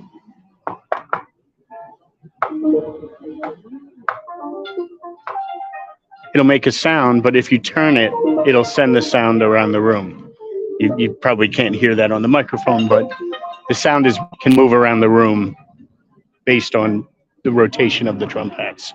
So that was the first part of the project. The second part was a dashboard to control spatial sound. So right now you hear a little bit of a city scene and the cars are moving around the space. The light is attempting to follow where the sounds go, which was a visualization I did to map against the sound placement. And then the third part has been a composition I made, which is a 4-part composition. First part is the composition is called Transitions. The first part is about myself as a dad with young kids. Second part was moving here to the city. Third part was escaping the city during COVID. And the fourth part is a happy journey here at ITP. So that's what the Transitions composition is. So that's basically the project. Amazing. Thank you. Just absolutely immense work. Yeah, thank you. I've seen you working on this on the floor actually Yes. for some time now. How many hours or seasons do you Oh, my estimate goodness. you've spent on this project? I've tried not to think about that. Because, the project is several different parts. The drum pad was several months of work and different experimentation. And there's also a dashboard which controls everything that's happening. And the dashboard was, another huge project. There's also a program that controls the visualizations, which isn't necessarily part of the composition, but I thought would be interesting in this space. So I included that too. Was spatial sound an interest of yours before coming to ITP? I didn't think I would get into it. So it wasn't my goal to get into spatial sound, but I've always been interested in like Pink Floyd, Dark Side of the Moon, and I've been interested in how spatial sound is used for narratives. So, how a sound is moved in space can change the meaning of the sound or the way it relates to the audience members. So that's been an interest of mine, and seeing the technical challenges behind it got me excited. And it's also a new field because you do have spaces like this. We have 50 speakers in this, or 54 speakers in this space. Behind all these screens is a ton of speakers. But you also have movie theaters and more advanced theaters like National Sawdust in Williamsburg has a theater with about 120 speakers. So more and more you have venues that have lots of speakers, and people are trying to figure out ways to use placement of sound in performance. There's also VR and spatial headphones So there's a lot of opportunities for it that got me excited. So Yes, this is a work that is truly on the edge of technology. thank you. Is there anywhere online we can find more of your work or more about this project? You can follow me on my Instagram, Colonel Panics, COLONELPANIX. davidstein.us is my website, so you can always follow that. And I do have, the website's not ready yet, but spatialsound.studio is my domain, so eventually there'll be a website there. Cool. Yeah. Great domain. Okay, thank you, Dave. All right. Take care. Bye. Okay. Hi, we're live with Junbi. Junbi. So, what's this project behind us, Junbi? So this project is called the AVR filter. So it is, let me show you. This is a software that I created that run on the browser, and it pixels every pixels on your browser and turn them into a 3D effect. So if anybody could put this on, they could see all of, yeah, if you can put this on. Here, does anybody want to put this on? And so this app pixels every pixels and turn them into 3D. So you can kind of see all of the spheres coming out a little bit. Yes. So yeah, so I wrote a couple different algorithms. This is the first algorithm that I wrote. And the second one is that this is a point cloud garden. And every time when you get closer to the tree or branches, it looks like they are coming out. Are you guys seeing it a little bit? Seeing it. And actually, the further you are standing from the TV, the better it works. I can't hold this. Just keep talking into it. Okay, so yeah, so the further you are, the more three-dimensional it looks like. And what it can actually do is that it works on videos. So this is a clip from Disney, and it streams every pixel from a video format directly into my algorithm, and it translates to the effects that you guys are seeing in the glasses. And with the sliders underneath, you can decide how you want to view it, since everybody's eyes are different. And the Y position helps you to see how far it comes out from the 3D screen. And in the end, it works on browser. So this is a regular Chrome tab, and everything that you are usually doing on the regular Chrome tab will directly go to there. You don't have to download it. You don't have to buy 3D TV. The things doesn't have to be 3D produced. It's all post-processed through my algorithm. And this will be released in 2 days on Google Chrome App Store. What is it going to be called on the App Store? AVR filter. And this is the link. Thank you for showing us. What's the inspiration behind this? So I'm a VR designer, and I've been working on a lot of app on VR environment, and it feels like the problem with VR is that it doesn't have the ecosystem. Yeah, and meaning that, oh, sorry. So meaning that I lost my words. So yeah, so it doesn't have the ecosystem, meaning that you have to design a certain app for VR. So in this way, this is like a very light and a cheap way where people don't have to purchase anything. They just download the app, and it applies on everything that you're already using on the internet. So it migrates everything on the internet instantly into a 3D space with just an algorithm. I love that you're trying to innovate the sphere and the environment for the current VR landscape. That's super inspirational. We're moving on to the next interview, unfortunately, but we would love to connect with you further. What's your social media or like your website? My social media, my Instagram is JUNE_BEE, and yes, that's about it. Okay, thank you so much, Junbi. We'll speak to you soon. Thank you. Hi, Jor. Hi. Could you tell the viewers your name, program, and year? Of course. So I'm Dror Margalit. I'm an ITP student, first year ITP student.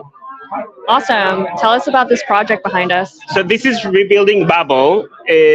What you see here is a three-way conversation between two people and an algorithm. So two people are having a discussion, as you can see here, between the microphones. They can just go and talk to one another. And then the algorithm will rewrite the messages or augment the messages to match the other person's description.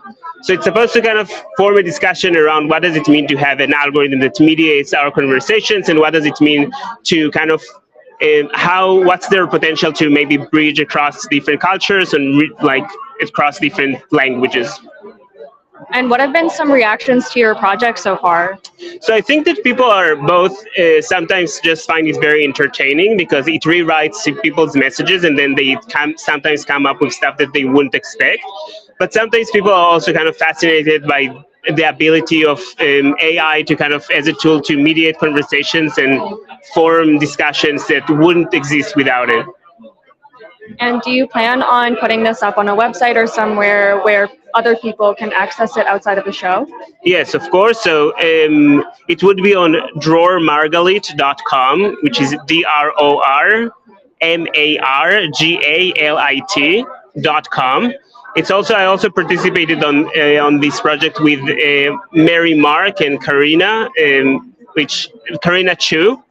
So it will be also on their project, and like you can find it on my website, and then I'll also link to theirs. Awesome. And last question, did you make this project for any specific class? So I made it for intangible interaction, and yeah, the stuff that I learned here also kind of exists in live web as the class. Yeah. Cool. Let's walk over here and take a look at the chat. Yeah. I can also explain the project from here if you want to take a video of it, because this is how people can understand it better. So yeah, so here you can see. Can I just show it to them for a sec? You can keep looking. I can also explain to you in the middle. So here we can see people's descriptions, and then what they said to one another, and then the message that the AI augmented to match the other person's description. So here, for instance, all this person said is hello, and then it rewrote, "Hey there, nice to meet you," to kind of match the other person's description. This is a wonderful live piece of work. Thank you so much, Dror. Thank you very much. Yeah. Thank you. Bye.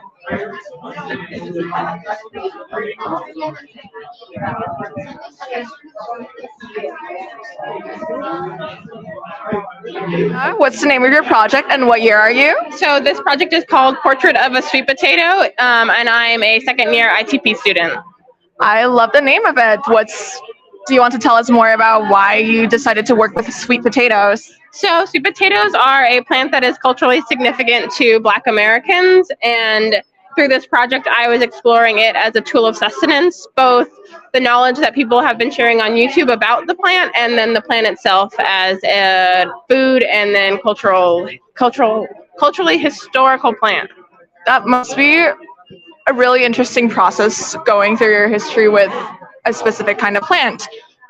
So how does this project interact with us, if you don't mind me asking? So the interaction happened earlier. I hosted a planting where once I finished building the sculpture, I invited community members to come and help me put the plants in the ground. But so for today at the show, it's just an observational piece, having people kind of watch the videos and see the plants in person. What's being shown in the video right now? So each of the videos is from YouTube. And is of Black content creators talking about how to either grow, harvest, or cook with one of the 4 plants in the sculpture. Did you grow all of the sweet potatoes in these pots? Yeah, so all of these plants, which are sweet potato, okra, and collards, I started growing in my apartment back in like March. Oh my God, wow. That's actually phenomenal. How long did it take for you to finish this entire project? So the day of the planting, which is kind of what I feel like was the culmination point, was May 3rd. And I've been working on it since March, so a couple months, and now it's been kind of settled in its final state for a couple weeks. Thank you so much for sharing with us. We unfortunately are running out of time, so we would love to keep up with you on your social media if you would like to share. So you can follow me on Instagram at mixed_media. That's MXYXD_MEDIA. Okay, thank you so much, Maya, for tuning in with us. We will talk to you soon. Bye. Okay, thank you so much. Yeah, thanks. Good luck. I'm ITP 23. I'm a second year, and I'm graduating this week. Nice, congratulations. Can you tell us about your project here? So these are a physics simulation on electromagnetism. And in front of you are 3 physics models, which are all controlled by this controller. So how people interact with it is by adding protons and electrons to these models at the same time. So if I add, the magnetic lines would be affected by the forces around it. Also, the protons and the electrons attract each other. If they collide, they would neutralize and then the force would disappear. So if they are the same charges, they would move away, they would repel. And if they're opposite charges, they would attract. So it's just like the dynamic within these 3 models are based on what the users put into these models. So it's just calculating itself every frame. This is an amazing little triptych of visuals you have here. Can you tell us where or how you built this? So I went to see Namjoon Paik's documentary, and one of his work is called Magnet TV, which he put like a gigantic magnet on top of a CPR TV. And the magnetic force changed how the TV screen was showing. So I was trying to recreate it by doing the electricity and magnetic forces in it. Did you have any interest in physics before making this project? I was in the class Nature of Code, and I think to represent a physics equation through coding is really fascinating, but it just seems too intimidating to do so. But I think through the class, a lot of physics concepts as common qualities, and I'm glad I tried to build this. So it was really fun, yeah. Nice. Let's get a close-up of the sounds here.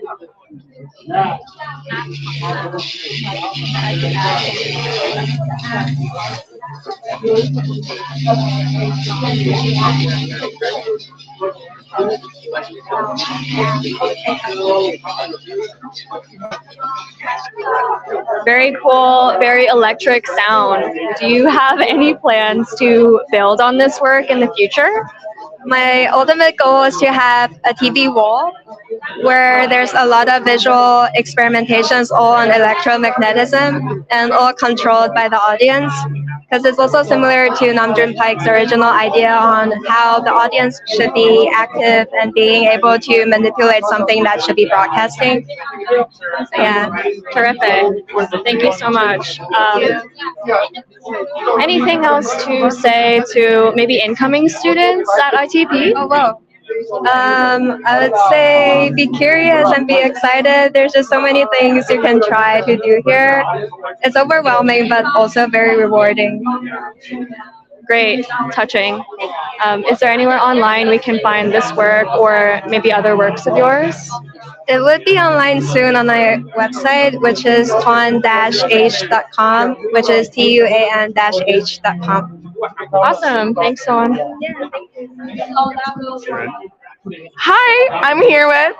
Hey, I'm Spencer. What's your project and what year are you? I'm a first year in ITP, and today I'm presenting my project GainSpace. GainSpace is a artificial intelligence powered chat room teaching assistant, I would say, for lack of a shorter phrase.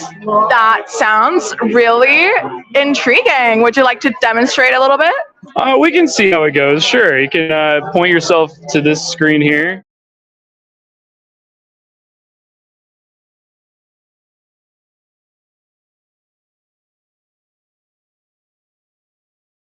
So I'll say my name is Spencer. Yeehaw. And my background, I'm not very familiar with the field of media studies, which is what we're running for the demo. I've achieved a bachelor's degree. I'm working on that master's degree, baby. Let's go. And I'll just go to room name number 1. Very good place to start. So once you join a session, the camera's broken on this computer, but you could usually see yourself up here. Okay. You press the space bar to begin the session. You press this to begin the session even more. Yeehaw. And then you get some stuff. Welcome to our media studies class. What role do media conglomerates play in shaping the news they consume? We consume. Say they play a big role. Then we'll pass that back. ChatGPT is going to think about what we said. And it should be noted that this works with any number of people. So I'm just running it with one person. But I've got 3 laptops here. I've got a 4th laptop over there. Right. So is this possibly going to be replacing the occupation of instructors? yeah, so I currently work as a teaching assistant, and I've written this code to basically write myself. Ruin your own future? Yeah, kind of. I hope if I'm the first one out, you know. So you can be the one to take everyone out? No, hopefully these tools become things that people can use to make their lives a lot easier and get rid of a bunch of busy work. At least that's my hope. Is this currently a startup or just something that's still being perfected? Sure, it's branded as a startup, but it's currently just a class project. We're going to keep developing it, my team and I, over the summer, and then we might come back in the fall with a real startup. So keep your ear to the ground. That's awesome. What kind of feedback have you gotten so far? It seems like educators are really excited about it. The folks that we've talked to are very stoked on it. Students haven't been able to break it yet, which is good news. And yeah, it seems like it's a tool that people are genuinely interested in using, giving a little bit more time and polish. Awesome. Thank you so much for sharing with us, Spencer. Is there like a website or a social link you want us to use to keep track? There is not, unfortunately, but follow ITP on Instagram, check out Spencer's dad on Instagram, check out Jordan Margalit on Instagram, and Angie Kim, I Am Your Hedge. Could have done the project without all of them. Shout out Anna Lynn, shout out Christian Kavuris. Let's go. Shout out to Sean. Shout out to as Sean well. Ben Every. Yeah. Sean Ben Every, we're out.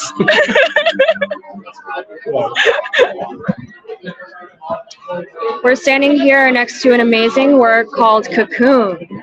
And the artist is, your name is? Alex Yutong Wang.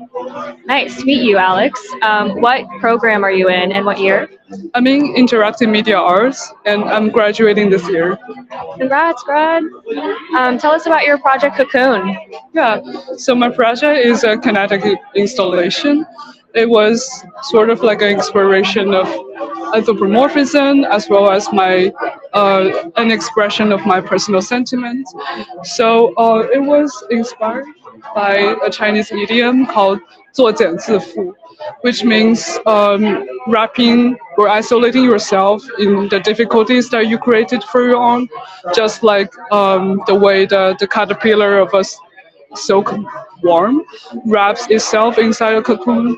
So I think that idiom kind of like my motto in life, because it shifts my opinion towards life, that I think life is suffering and it coexists with isolation and suffocation. And that's why I created this kinetic sculpture. Because before that, I was an illustration artist and I have drew a lot of illustrations on this topic. Then for this semester, I was doing my capstone, so I thought, like, why not to expand the topic into a physical sculpture? So the way that viewers see it is that they can either see in the front or they can just enter inside the cocoon. And if they're trying to push or like to touch the rotating centerpiece from moving, the centerpiece will actually respond to their pressure and it will go the other direction as kind of like a imitation of the pupa towards like external stimuli. Yeah. Could you demonstrate that for us right now? Oh yeah, of course. Should I? Yeah, go ahead.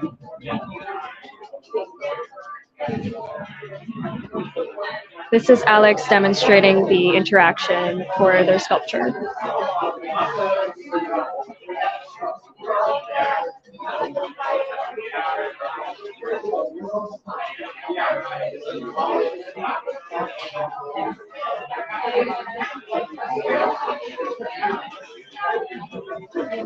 Thank you so much, Alex. Now, is this your first work of sculpture? Yes, it is. Wow, very impressive. Very impressive for freshman sculpture work. Yeah, thank you. Tell us about the technology used in this project. Yeah, so all the materials that I use are metal, so alumini or stainless steel, because I want to create this like mechanical structure.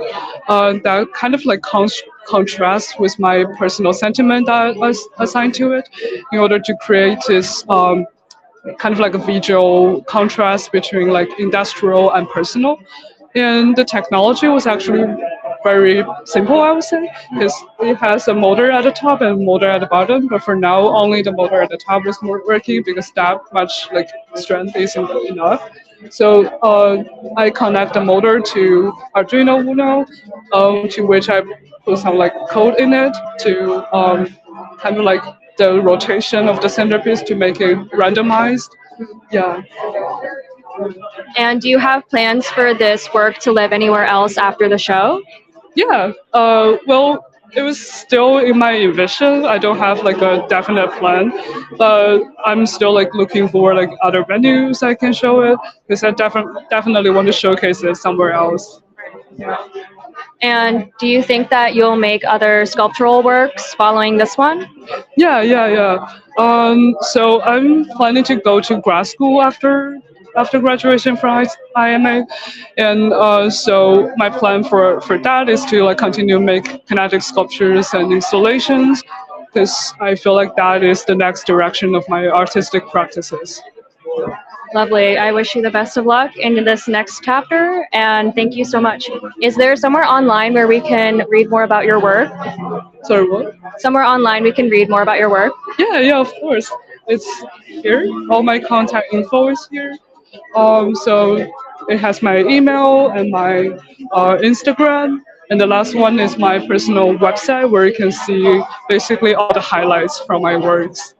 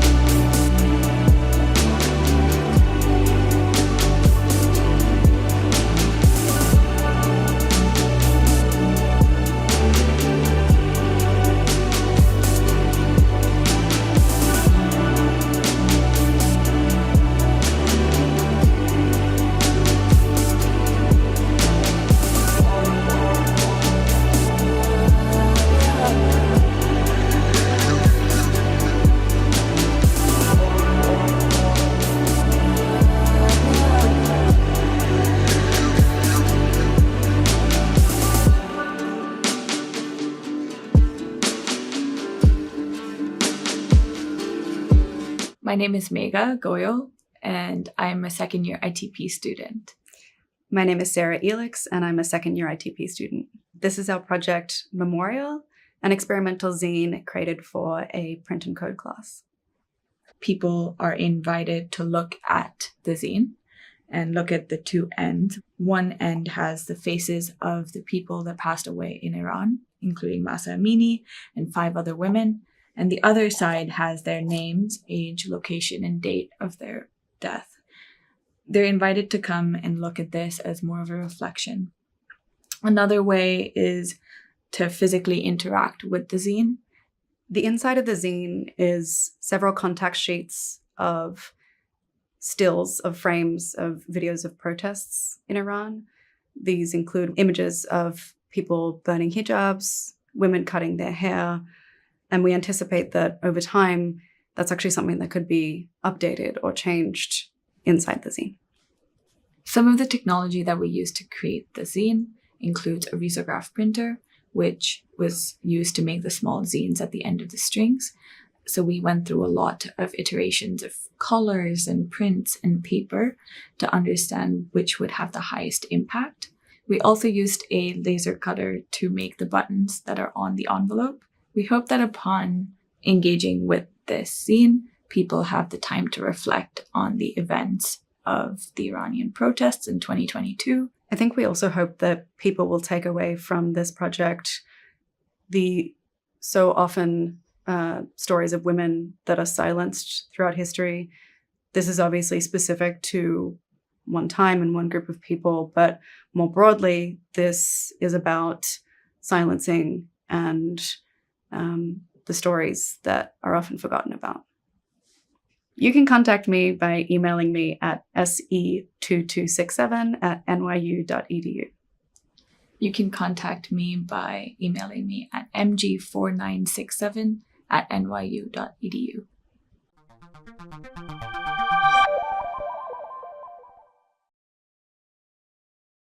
About that before.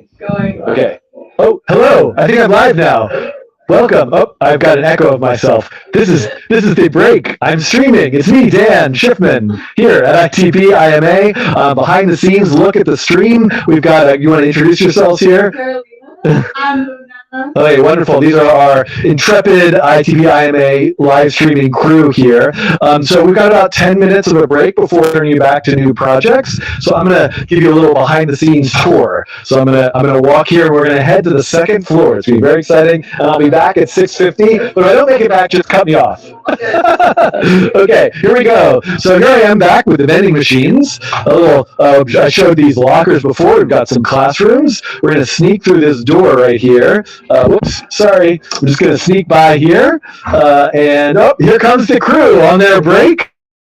And with their very fancy equipment. Look at that. Amazing. I'm sorry. You got it? You got it? Okay, we're going to head to the second floor. So now we're in the elevator area. And in Brooklyn, I don't know if you know this, but this building was the original headquarters of the MTA, the Mass Transit Authority of New York City, and which now they call this Media, Technology, and Art.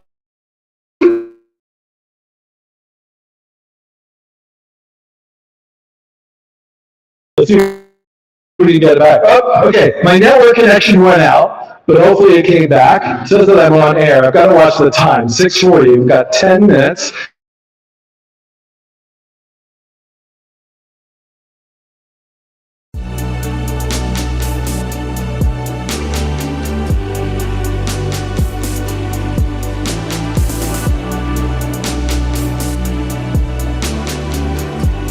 Let's see if I can get back on air. Okay, I'm back on air.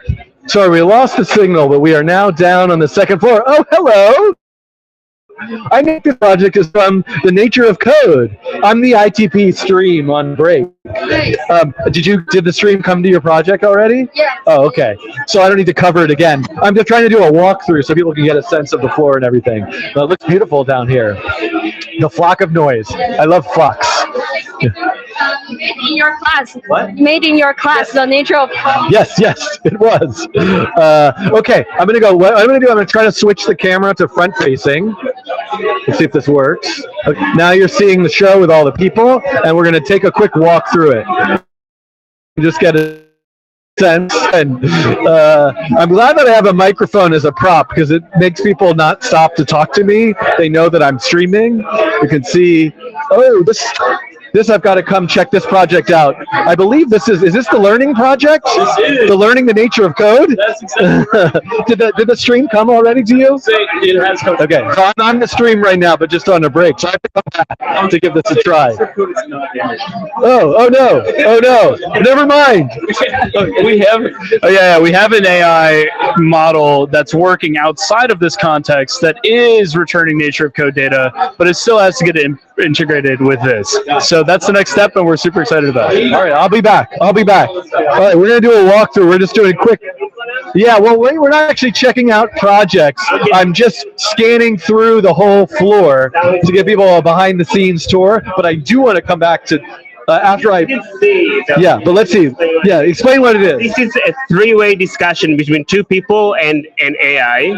And you can see here the setup. Two people can come and talk to one another, and they first describe themselves to the AI, and then AI matches their conversation to meet the other person's description.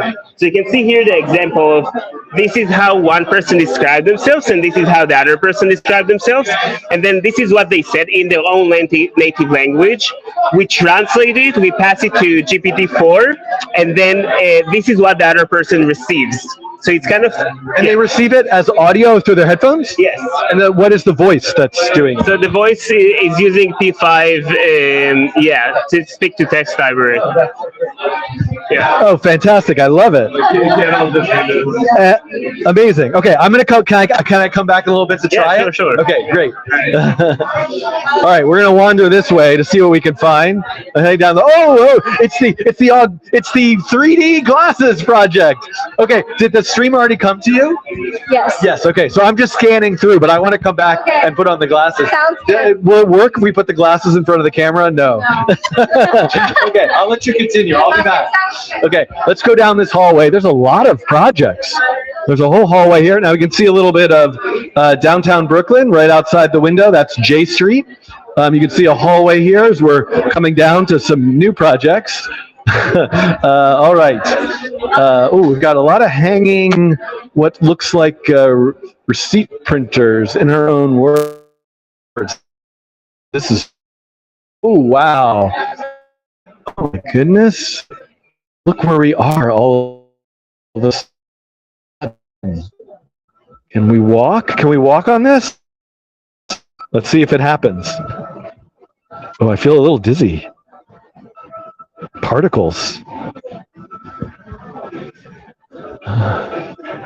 Wow, this is quite a nice space to get to show your project. Let's take a look here. I'm amazed.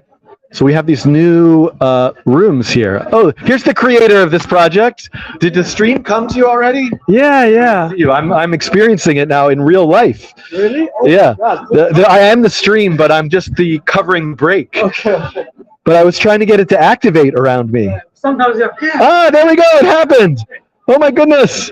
I am the gravitational attraction of the nature of code in person right now. This is amazing.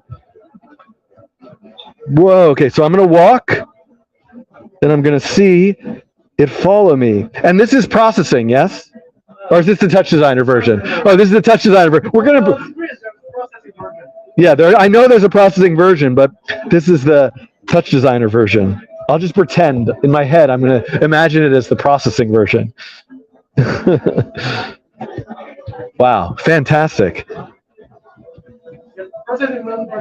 Oh yeah. Oh, okay. There we go. I see. Here's the processing version being projected here on the wall. Okay, I have to go return this in 5 minutes, so I'm gonna try to come back in a bit to get another look at it. Okay. Oh, let's go in here. There's a more dark projection space. So we're wandering through here. Ooh, more things we can like interact with. Some flowers. This is beautiful. Oh, look at that.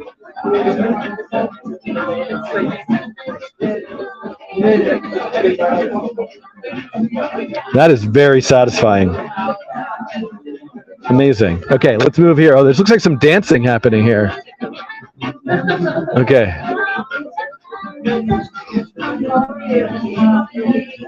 Oh, if I try to dance while I hold the camera, it shakes too much. All right, we're gonna move on.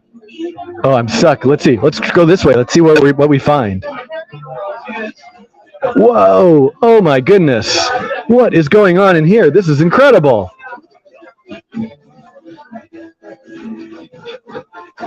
It's so nice that we have these dark spaces.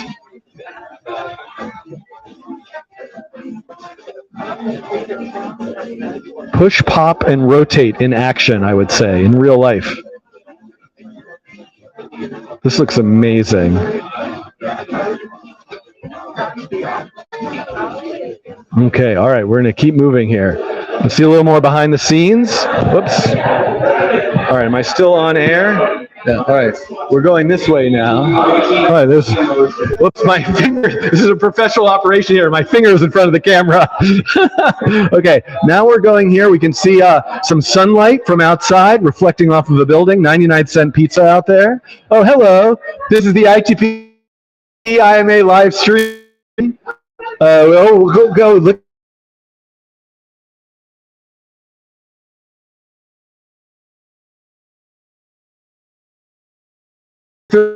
Okay, wow, there's so many spaces for the show. It just keeps going and going. Projects after projects after projects. There's no way to see every. I got to come back and look at these in more detail. Oh, this is a lot of VR stuff, I guess. We've got a game over here. Look at this. Wow, okay. Amazing. All right, now what?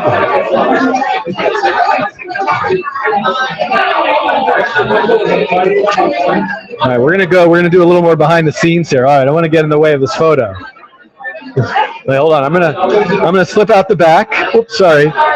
And I think it's time for me to head maybe back upstairs. 6:48. I'm supposed to be back by 6:50 is when this shuts down. So I'm going to give you back to this view. All right, now we're back in a hallway here on the second floor. Okay, I put my finger in front of the camera again. All right, this is better. Here we are, traveling down the hallway. I don't know what this studio is.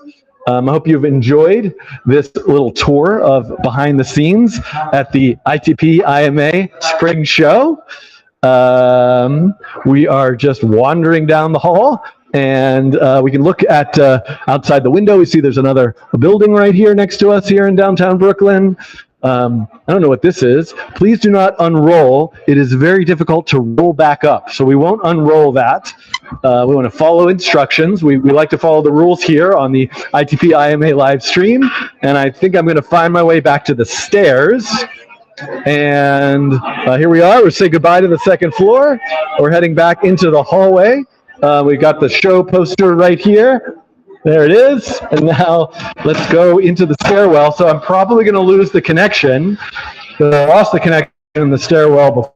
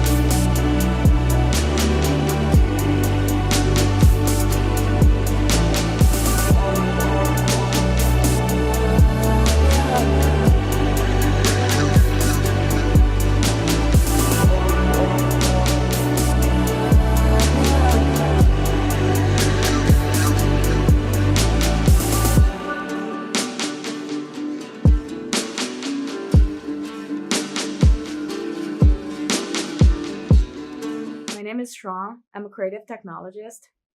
My project's name is The Annoying Phone Add-on. Rocky and I made this phone add-on that's inspired by the Ultimate Useless Machine.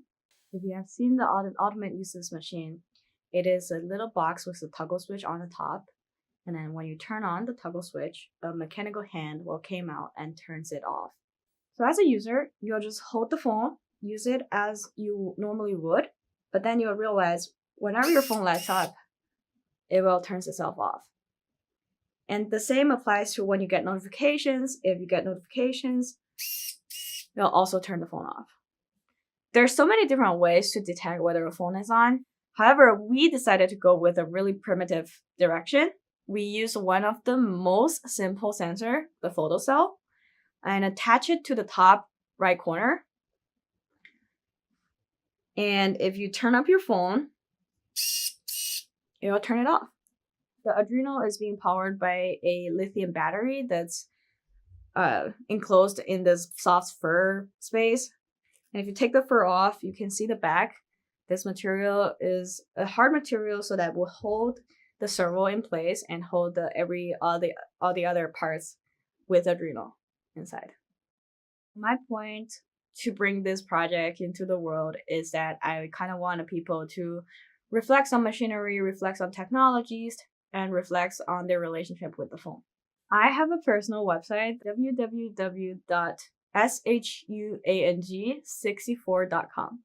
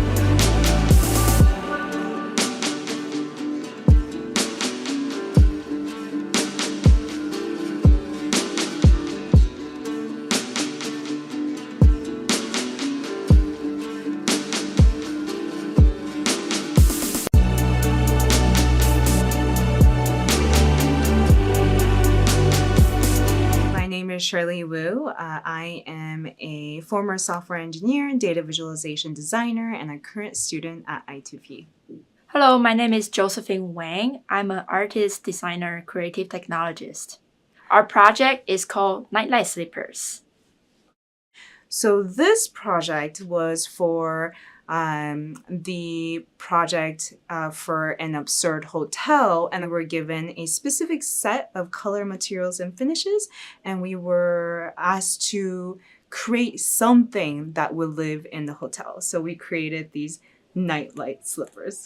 They are a pair of indoor slippers, and that also function as nightlights, and they will only work when your room is dark enough. The idea is when at night, you want to get out of the bed to go to the bathroom or do something in your room, but you don't want to turn the lights on.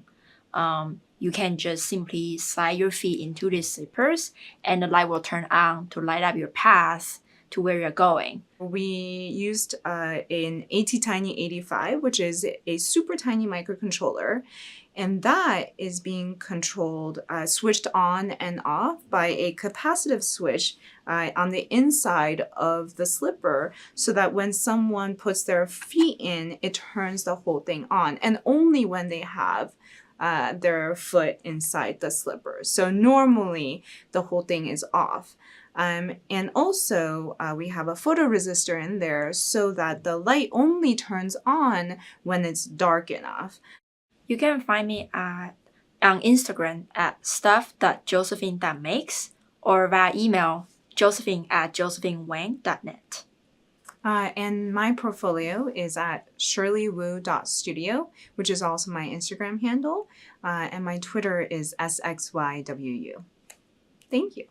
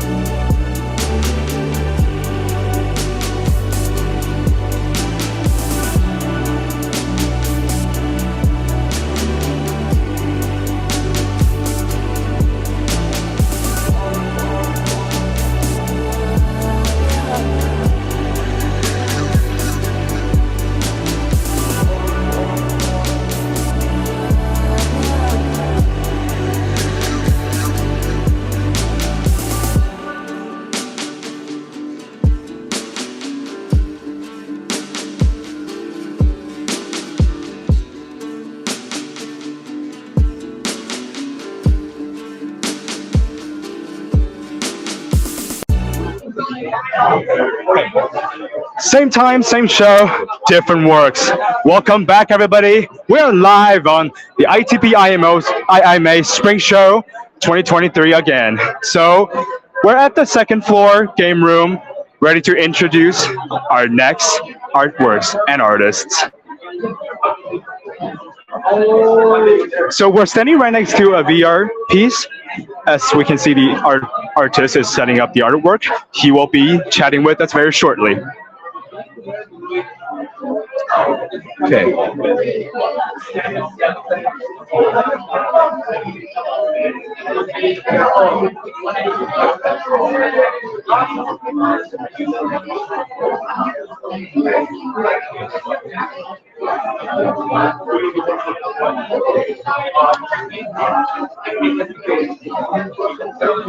It seems like a very complicated project, but they're setting up, they're trying to teach the user how to use it, and we're just standing right next to it, learning how to use it too. In a minute, we'll be able to chat with the creator, and currently they're working on some hand controls. Ooh, look at that demonstration there. Ooh.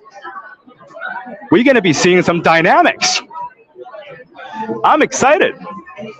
All right, we can see the users putting the headset on. All right. Ooh.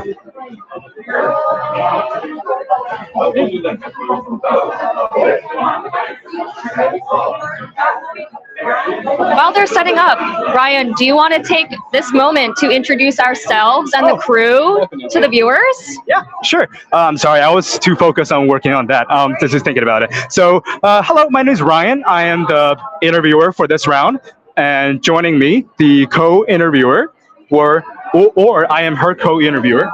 I am Joe. I am a first-year student with ITP. And I'm a first-year student at IMA. So, Joe, so you've been working this all day. So, what do you think about this show so far? Is there like any works that you're certainly impressed? And what do you just generally, what do you feel about it? Well, admittedly, it's a little bit hard to focus on each of the projects wholeheartedly while I'm interviewing them and surrounded by all of this signal and noise. But I'm really excited to see this next one by Cesar, actually, because I hear it's about love. And that seems like a very touching and personal topic to me. Right.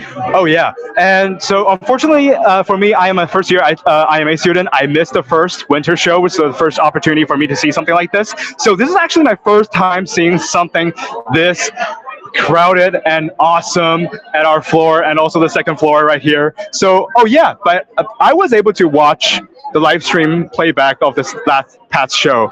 And speaking of the playback, you know where to find it. ITP_NYU. Subscribe. All right. Hello. Sorry. Hello. We're ready to go. Okay. So can you share with us your name and also the title of your project and also your year in the school? Yep. My name is Cesar Loaiza. My project name is A Story About Something. I'm a first-year ITP student. Yeah.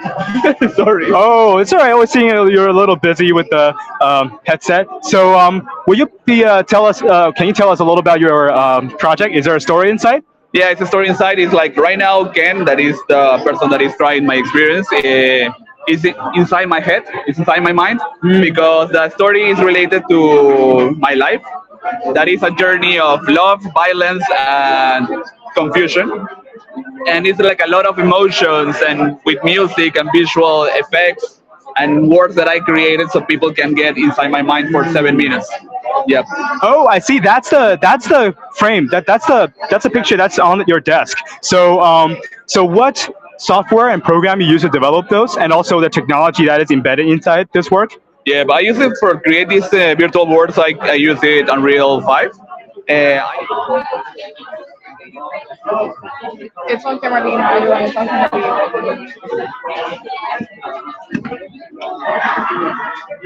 That is from Meta, and yeah, and that's it. Okay, so so what are some aha moments in your in the process of making this? Since this one is about you, so it's like a past experience in review, something.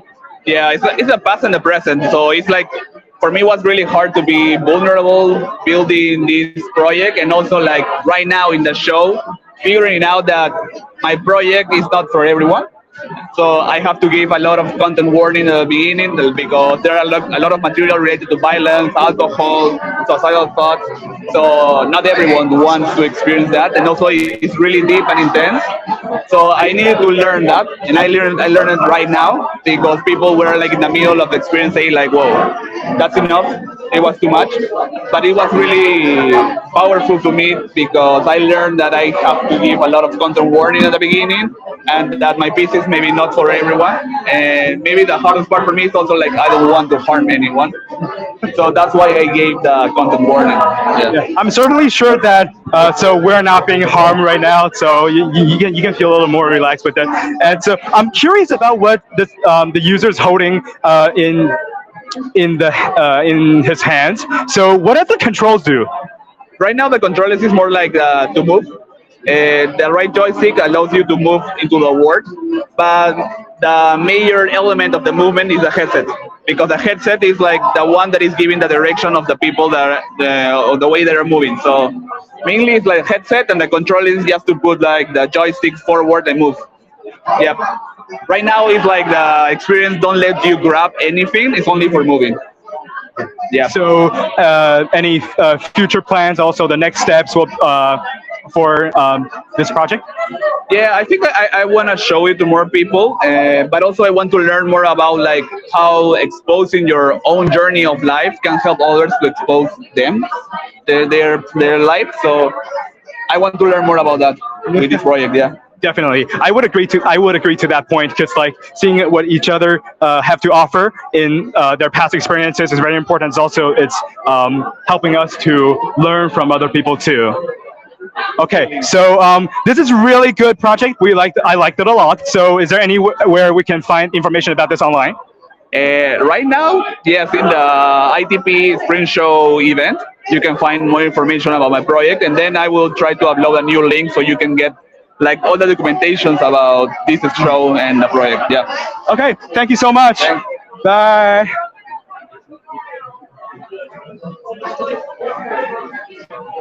Hello. Hi. Could you tell us your? I'm well, thank you, Hank. How are you? Tired, but I'm excited for this. Okay, I bet. We've got like 1 hour, and then it'll be over for a long while. So tell the viewers your name, program, and year, please.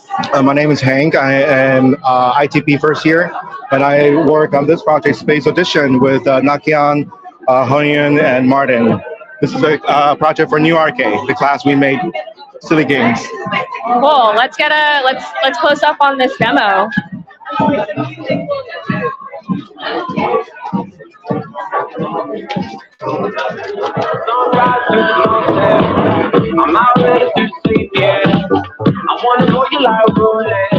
How would you describe this game? So this game is basically a typical rhythm game. And but with a component that you can sabotage your opponent if you get enough combo. And I am just so happy the fact that I get to make this, because I was a big fan of rhythm games. So the fact that I can make this, we only made this within 7 weeks. So I'm really happy that this is here and people are having fun with it. That must have been a crazy process. It was a lot of night of not sleeping, a lot of McDonald's, and just seeing people having fun, and like these people actually just play for the first time. So we try to make it as intuitive as possible. We talk about having like more buttons, but apparently 2 is more than enough with a launcher to attack your opponent. Yeah, that's about it. So. And this song is a track from my ex-roommate, Ricky Beach, Tropicalia. Love this song, but I cannot hear it anymore from today. There's only one song? Yeah, we should get block songs on Spotify. Can you tell me about the moment when this project got real for you? Maybe seeing the cabinet, because seeing something like manifest, like you had it, like you saw the 3D rendering, but we did like CNC, everything is CNC here. I don't think we hand cut anything.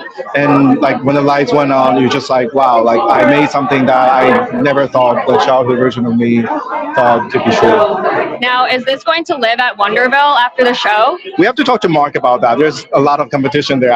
We need to get into the process, but we had a show in Wonderville. It was wonderful. It was everyone had fun. Not a drink was spilled on the cabinet, still intact. Even though we 3D printed the launcher. That's the only custom component we have on the game. So it makes sense that it broke. We're trying to fix it next time for sure. Yeah. It looks great. It looks great. The game's coded in Unity, which not a big fan of that right now. We'd love to explore other gaming engine to see if we can make this, further iterate. I wish you the best of luck with that. Thank you so much. Is there anywhere online we can find more of your work? Instagram, hank.zip, like a good zip file. And that's pretty much it. Thank you, Hank. Congrats on finishing this.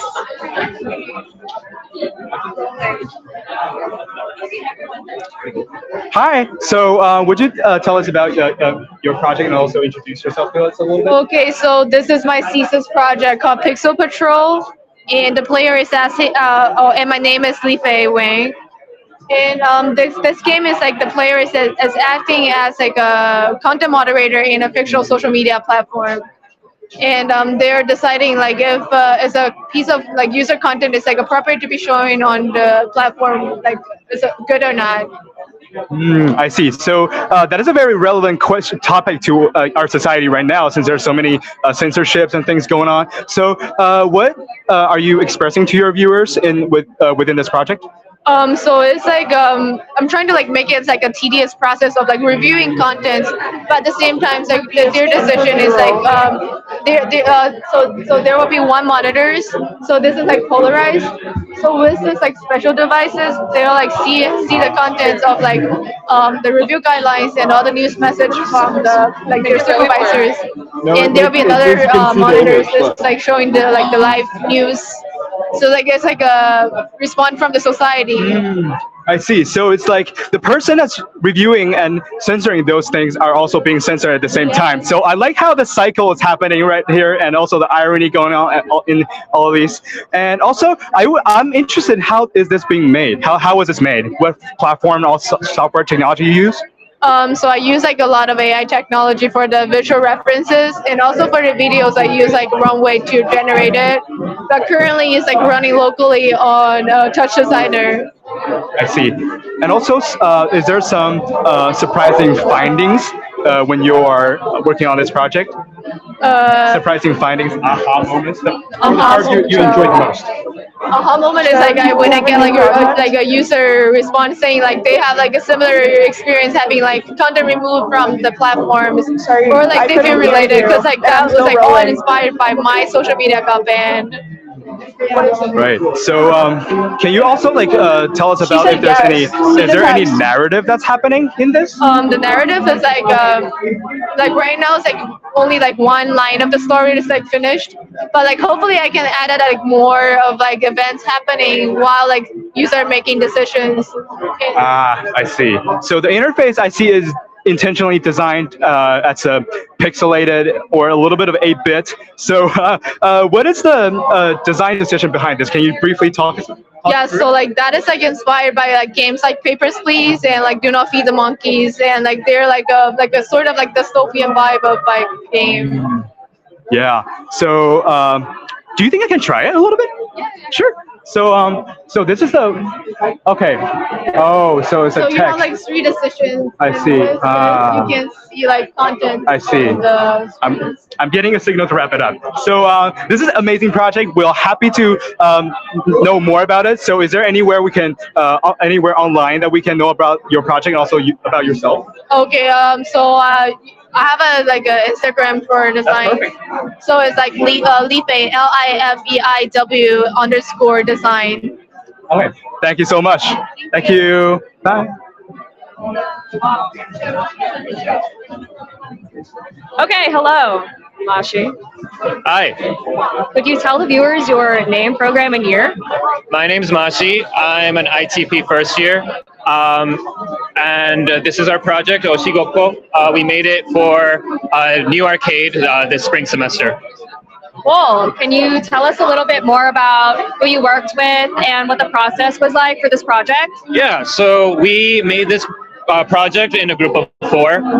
That was me, Kitty, who did the art, Matt, who did the fabrication, and Kai, who helped us out with a little bit of everything. And while I was the programmer for the project, this is a class where the first half we make games on our own, and the second half we build an arcade cabinet, as you can see here, from scratch. So everything you see here, we had a hand in designing. Our fabricator Matt, he used a CNC to build the panels from plywood, which we then applied the vinyls that you see there, featuring art by Kitty. And meanwhile, on the screen there, you see the game that we made. I did most of the programming for that, and the assets within the game too were designed by Kitty as well. And as I understand, all of the new arcade projects had an opening at Wonderville before the show. Yeah. So last week, we all 4 of our games were at Wonderville. We had a really great time sharing it with the community, but also it was a great opportunity for some play testing. I feel like a lot of projects at ITP, we don't usually get to show it to many people. So an opportunity like this, like our showcase at Wonderville, gave us a good gave us a chance to just like try out our games and see where we could improve and what other things we could do moving on. Very nice. And is there anywhere online where you can find more about this work, some kind of documentation, or just more of your work? Sure. So you can follow me at dandelion.dev. That's dandy with a Y. That's my Instagram and my website. And there's not documentation of this project just yet, but you'll see it soon. We are also hoping to share more updates on Twitter about our game and some future plans for where this arcade cabinet will be. Very cool. Thank you, Mashi. Thanks a lot.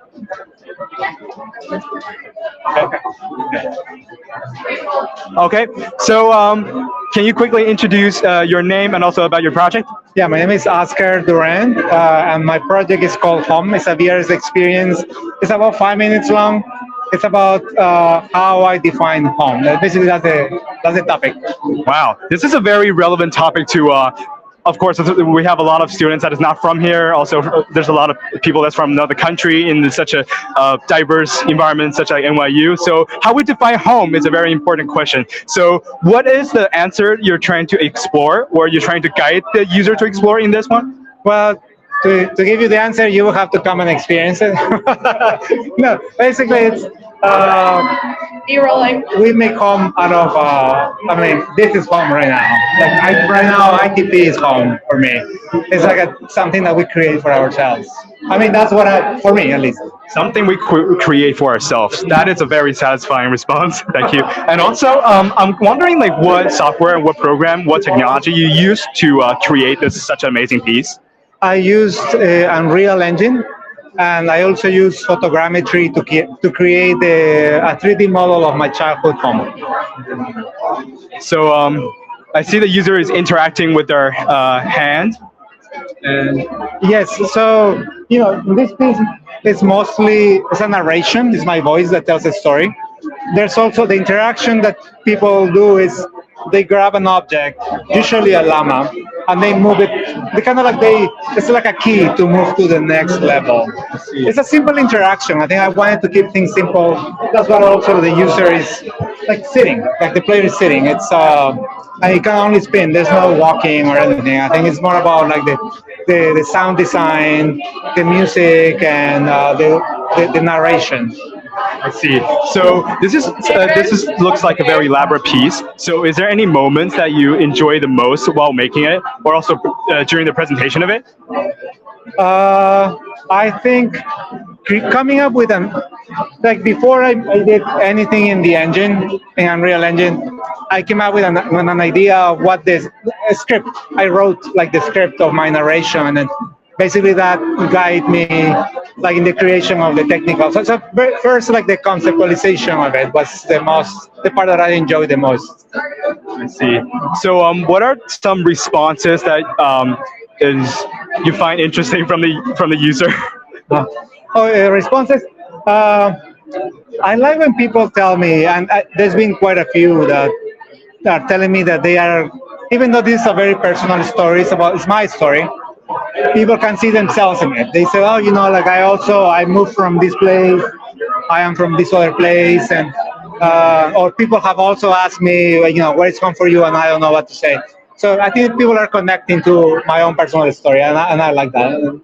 Hey, thank you so much for this showing us this amazing piece, and we want to read more about it. So, is there anywhere online we can find information about this and also about yourself? Yeah, my website is oscarduran.com. It's oscardurand.com.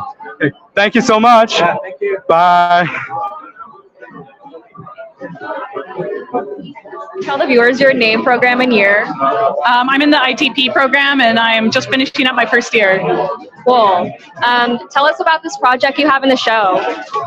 This project is called Utter Mayhem. It's a rhythm game that's inspired by Rhythm Heaven Fever. And it's a rhythm game where you milk a cow, and the cow has steamed milk, so you're trying to make the perfect latte. Okay, let's see what the demo is like.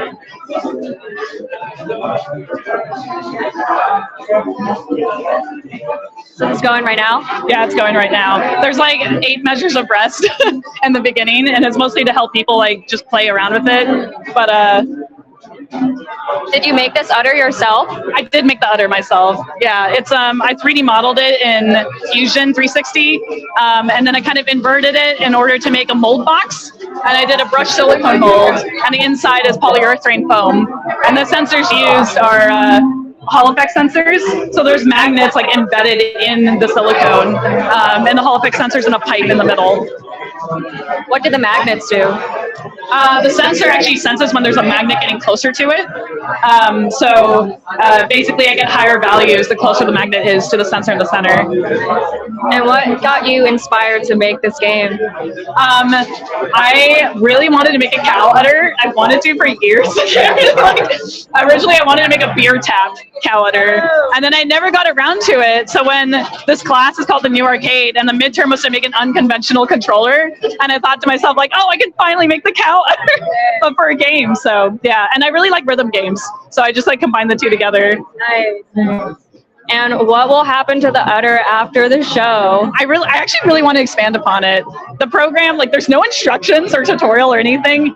So I really want to add that to it. And I already keep track of score like internally, but I never show people what score they have. So I really want to expand like the program, and then I have like fabrication ideas as well. Yeah, so I wanted, it would be really cool if it showed up at Wonderville, the arcade bar. So those are my dreams. Okay, well, get a good gander at this udder because it might appear in another project at some point. Karina, is there anywhere online we can find more of your work? I'm pretty active on Twitter, actually. So my name on Twitter is Karomancer. It's Karomancer. Okay. Yeah. Perfect. Thank you, Karina. Thank you. Bye. Hi, can you introduce yourself to us and also about your project? Hi, I'm Olivia Ying, and I'm an ITP second year student graduating this year. And this is my thesis and my project, Smell Like Home. It's a VR scent exploration game. So you're going to take picture with this alternative controller I made. And in the VR, if you take picture of specific object like coffee cup, or lychee, you smell the specific smell, and also give you the feeling of holding the camera to take a picture. Wonderful. So I see that you're mounting your the hand controller of the VR set onto a camera. It is something that I have not seen on the floor yet. So why is that? Why is the camera specifically the design choice of this this sense of smell? You're saying that. Can you? Yeah. So this is a project about my memory, and I feel like take picture is like a really important way to memorize our like past experience. So I choose the mechanic of taking picture. And this one I want to make like more like a Nintendo. This gonna add on to the existing controller. So I make this like easy to take off and like mount it back to the controller. And the right side, this part is the scent box. So I have 3 channel scents that can trigger like by sending the OSC message from Unreal to Arduino. I see. That's very impressive. And also, what is the story about inside your narrative here? So what does it intrigue us? So as an international student, I left my country to another country to study. So I'm wondering like what is home really mean to me. So this experience about my definition of home, which are like my parents, the city, and my childhood home. And these 3 are corresponding to 3 different scents, which are lychee, osmanthus, which is a Chinese kind of flower, and coffee. I see. And also, I have to say that this relates to me as well. I'm an international student too, so I had to left my country too. So, what are some good, like, fun, interesting responses from the user today? So I feel like the user trying to, when they take picture, they're trying to make composition, and they really feel like they're taking picture. But this is in the virtual world, but I'm really happy to see that they're like trying to take their photographer ability into my VR experience, which I'm really like happy with their reaction, and that's also got a lot of like positive feedback. So I'm so happy today. Okay, thank you so much for introducing to us. So is there any way we can find you and also your project online? Yeah, I have my Instagram, which is Olivia YIN Studio. So Olivia YIN Studio. Yeah, you can follow me on the Instagram. Okay, thank you so much. Thank you.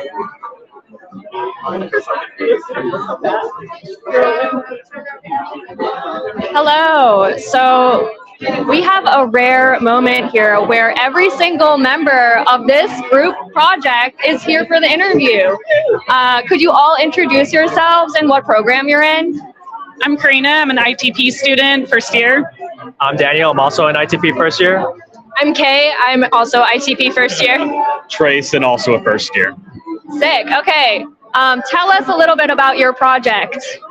So our project is a 3-player co-op arcade game, and the idea is you're space pirates trying to smuggle chickens across the galaxy.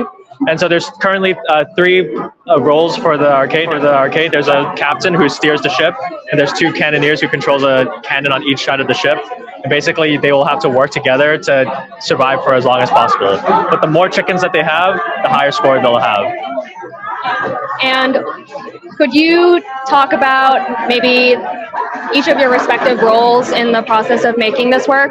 Yeah, I did all of the art, the illustration. Kay helped with the UI. And then I also fabricated the little cannons that you steer around. And my friend Melissa actually made the music too. So I'm going to do a shout out to the Ruby Grove Band. Okay. Yeah, I was in charge of a lot of the hardware on the thing, so getting the wheel to work and the cannons to work and getting those physical inputs translated into the game. I was fabrication lead, so I built the cabinet, CNC'd it, did the paint job on it. And then also me and Karina sort of shared the art and fabrication responsibility, so I did a little bit of the art too. And then, I led the game development, so like all the Unity work. literally all of the game making. Trace did so much work. A lot of coding, yeah. Trace is just being humble. Yeah, exactly. Kay, I heard a rumor that you built this cabinet in 2 days. Is this true? Yes, I don't know where you heard that rumor, but yeah, I did build it in 2 days.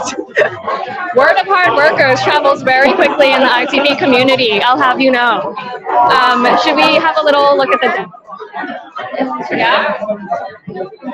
In the meantime, does anyone have reflections on what it's like to work with the other 3? I mean, it was a really good experience. I feel like everyone worked really hard. We did a good job of like splitting up responsibilities, and everyone sort of just went and did their own thing, and everything came together really well at the end. Yeah, I would say this is, no offense to my other groups, this was a really easy group to work with. I think we were very good at communication, like Kay said, and I think we were like just on the same page. You know, like as things were developing, like we really were sharing our ideas together, and yeah, very collaborative. It was great. Yeah, I think once we had like a shared vision of what the game was going to be like, it was really easy to just like start going at it and like have all the pieces come together quite nicely. I was really psyched when the groups got announced in class that I was working with these 3. I heard the 3 names and I was like, please say my name, please say my name. So it was, I don't know, really great experience. I think we worked really well together. That was super heartfelt and wholesome, and congratulations to you all on completing this beautiful work. Is there anywhere online where we can find more about each of your work, or maybe about this particular game? I can be found on Twitter at Caromancer. Yeah, I can be found on Instagram at Mr. Dan Noble. That's MrDanNoble. I have basically no social media, so I'm impossible to find. Okay. I also basically have no social media, but way to escape the man. All right, thank you so much. Hey, hello. So would you introduce yourself to us and also your project? Hi, I'm Mika, and this is Weaving. This is an art game that uses pose recognition, and it's based on the weave traditional culture of making using threads to make fabric. But in this version, you're making like a digital fabric with your face. It sees your face movements, and you have to reach for all the emojis that are on the screen. It can detect up to 3 people playing at the same time, so it can be a collaborative game, and explores how you relate to what you're creating at the moment. You have the opportunity to create your own artwork, but it would be great for you to try it out. Awesome. So you're creating your own our own stuff, and this is like creating using digital stuff. So this is really a great intro to digital fabrication. So yeah, definitely I would like to try it out. But while we do that, so I may ask you some questions. And so what is the creation process of it? What software and what program you use? So this was created for the machine learning class. You want me to hold it while you're playing? And it was using P5 and ML5. And I'm using some machine learned pre-trained models. In this case, I'm using PoseNets that it can see some key points of your body, such as the joints. But in this one, I'm tracking your whole face. And whenever I see that your face is approaching the emojis when you get your score, And the score here is much more abstract, like you're creating some pattern in your face with random colors, and it will get bigger and bigger as long as you keep getting more emojis. This is so fun. Thank you. I just see that it's getting smaller. It is, but once you get more emojis, it's gonna grow bigger. Ah, I see. Yeah. Okay, so thank you for sharing with us your amazing project. Of course, we would like to see more about it online. So is there anywhere online we can find you and also your project? Yeah, of course. Check me out on Instagram. It's ACosmica. Check there, and you're gonna see all of my projects. Thank you so much. Thank you. Hey, Hi, how are you? I'm well. Getting tired. How about you? I'm Sam, getting tired. Who can blame us, really? Could you tell the viewers your name, what program you're in, and the year, please? I'm Jingxi Guo, and I'm second year of ITP, and this is my thesis project called In the Blink of an Eye. Nice. Tell us about the project. The project is about a recorder is getting to a rural area and playing around, and then he realized that the world is not real, and he start like walking through and trolling between the screen world, like the TV screen world, and the outside world of the reality. Are you from a rural area originally? Sorry, what's that? Are you from a rural area originally?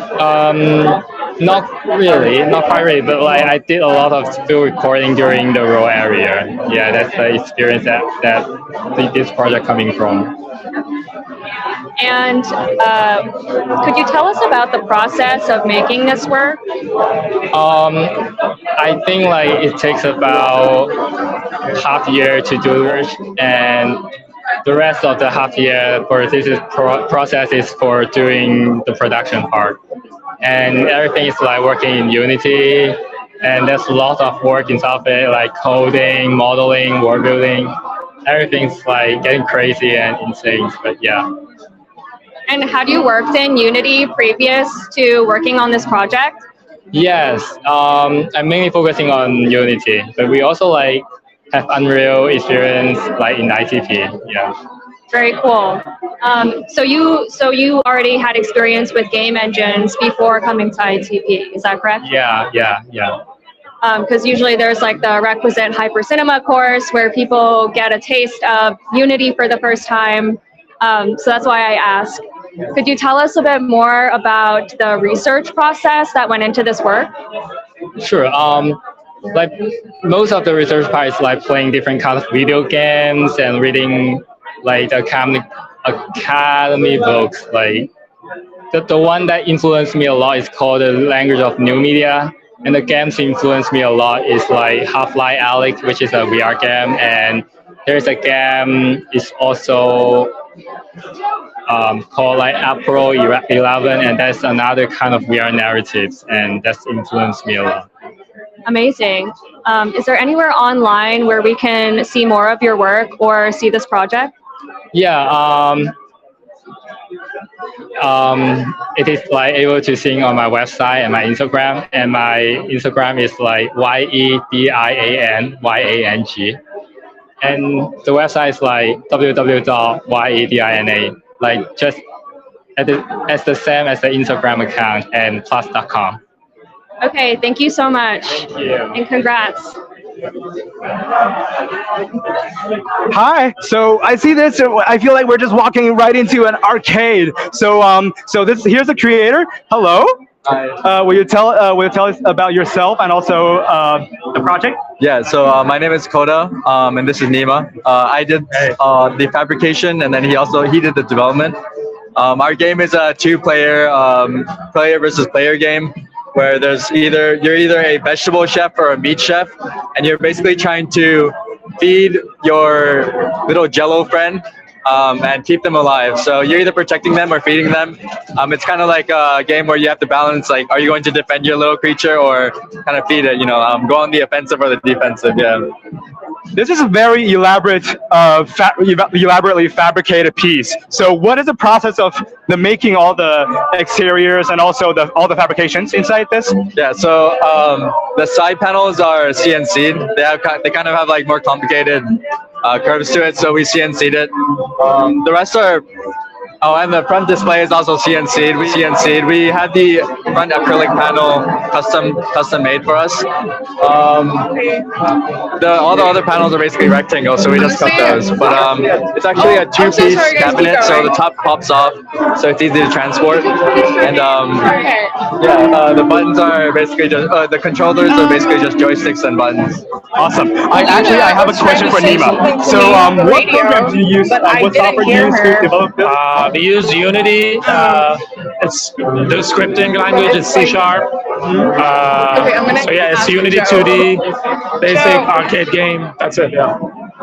Awesome. So, what are some aha moments and also some moments that you specifically enjoyed in the making of this and also the presentation of this? Yes, I didn't know how to use a CNC at all before this, so this was like my first CNC project. So I think definitely like learning how to CNC, and by then I was pretty comfortable using the CNC machine. So I think that was like a pretty not an aha moment, but it was like a very surprisingly good feeling. Like after like hours of struggling on the CNC and then finally getting it to work, I think that was a pretty good moment for me. Yeah. And also, it's a very valuable learning outcome for sure. So, what about you, Nima? I think for me, watching people play, I realized that for something like this, you have to simplify it so much because people wanna just be there and play it and understand it. So I think for me, I realized that simplifying things works best most of the time. Thank you so much. I'm sorry. Thank you so much, and we would love to see more about this project online. So, is there anywhere online we can find you guys? NIMANIAZI.com. Okay, that's for both of you. Okay, thank you so much. Thank you so much. All right. Hey, Josh. Hi.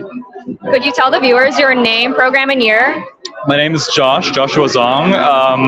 I'm at ITP first year, same as Joe. All right. And what have we got here? My project is called First Person Josh. This isn't Josh, but normally it would be me. And so there is pretend you're a ghost, okay? Pretend you're a ghost and you're playing this sick new video game called First Person Josh. And it's kind of like you're haunting me as a little ghost gamer. You can press the buttons and I move around just like you would expect a video game. And you get to haunt Josh. You get to eat ghost Doritos, and there's ghost chips and cookies as well, and Sprite. But there's no ghost Sprite. It's just regular Sprite because it makes sense. What was it like making this work and then testing it?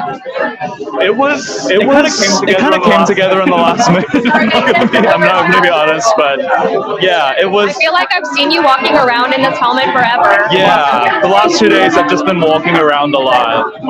Live action reenactment right here. Yeah, it's fun. It's fun having people interact with you in that kind of way. It's sort of weird, sort of absurd. Yeah, interesting. An out-of-body experience. Yeah, quite literally. Could you tell us a little bit about the technology used? So I'm using 2 web browsers, one on the phone and one on the browser, and it uses WebRTC and WebSockets to transmit the video and also the instructions. Did you make this for any particular class? Yes, I made it for live web. Okay. And who was that taught by? Taught by the boss man, Sean Van Every. The boss man. Do you have any reviews for this class? It's a great class. I love it. I love Sean. Sean's great. And what classes are you excited to take next semester? I'm excited to take Pedro's Designing the Absurd class. That was my first choice in the lottery, so I'm glad I got in. Yeah. It seems like you're already acquainted with absurdity, judging by this project. You could always get more absurd, I think. I think there's a next level to this somewhere. Yeah. Maybe this is conceptually absurd, but we're aiming for like a Not like physically. Yeah. right. Yeah. Maybe some slime. I don't know. Slime would. I don't know. Adds a little like je ne sais quoi, a little ooze, a little unexpectedness. Yeah. And what is some feedback you've gotten about this project? I think people just find it fun, you know. I think feedback for myself. Some people make some questionable choices. That's my feedback for the players. No specifics? No, not really. Okay. Well, we're kind of just killing time here, waiting to interview the last few projects. So if you have any shout outs to make, if you want to pass on any advice to the next class, this is your moment. Shout out to Joe, first of all. Joe's amazing. Follow me at joshjoshjosh.net on Instagram, and the website as well. Advice to the next class. Just be interested in stuff, you know? Be interested in what your friends are doing. Be interested in what your classmates are doing. Like there's always something to be, like into, and I'm sure someone else also is into that as well, Yeah. Okay. Brilliant advice. You did wonderful in the spotlight. Oh, and take John Henry's yoga sessions as well. Hot tip. Okay. Thank you, Josh. We'll catch you in the poltergeist here. Like a P5 sketch come to life. Oh, hello. So we're back with Dan right here. Hello. So what are some amazing, interesting projects on the floor today that you saw? So to me, I was just looking at the Utter Mayhem project over here, which is a game that you play where you're milking a cow, but it's not a real cow. It's like silicone. It's got sensors in it. It's just like such a creative arcade game. I love all these fabricated arcade projects. They're so I don't know how people come up with these ideas, but they're amazing. I also really loved there's a project that's a sculpture of tubes of light that are all rotating at different speeds, and to me it really reminds me of like a P5 sketch where you're learning about translate, rotate, push, and pop, but it's like a physical reality. So I love that project. So yeah, we've done an interview on that one. That one certainly impressed me a lot.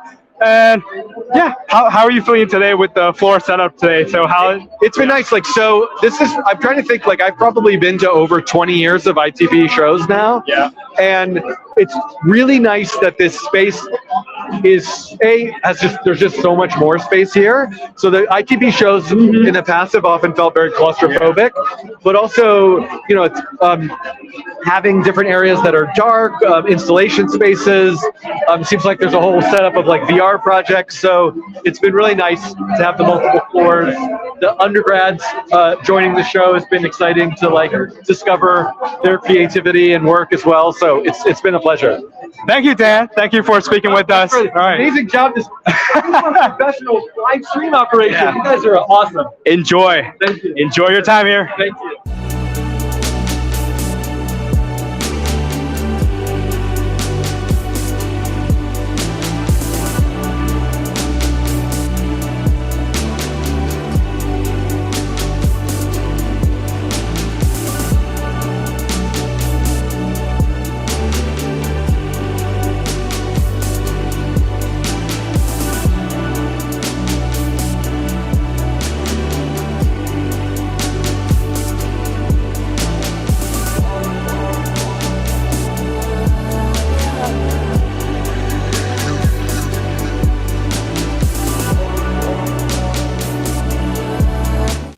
Julia. I'm a second year ITP student. I'm Josephine, also ITP second year. Our project is called Task Before Snack. It's a chip clip, and we designed it for a class called Designing the Absurd. So this red indicator light shows that the solenoid is activated and the chip clip is closed, and Josephine cannot get a snack. And then now I'm gonna go finish my homework. Once I'm finished, I'm back. Julia will open the chip clip and the indicator light will turn green. And now I can access a chip as my reward. Nice. It uses infrared to do the remote control. And so we have a IR LED on the remote and an IR receiver on the chip clip. That's how they communicate. That's how they And communicate. we employed this giant solenoid as the mechanical function to keep the chip clip closed. And one thing that's worth mentioning is the sound this solenoid makes.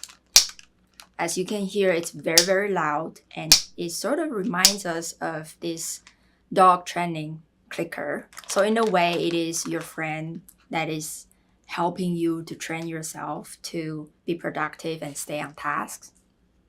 And this project was also inspired by like the number of times we're distracted while we're working on the floor, just because there's so much going on and we have so many things to do all the time. So it's like, oh my goodness, how can I stay focused? How can I keep on task? And how can I get all my projects done? To learn more about me and my projects, you can find me online at juliaitp.net. To learn more about me, you can find me on Instagram, stuff.josephine.makes.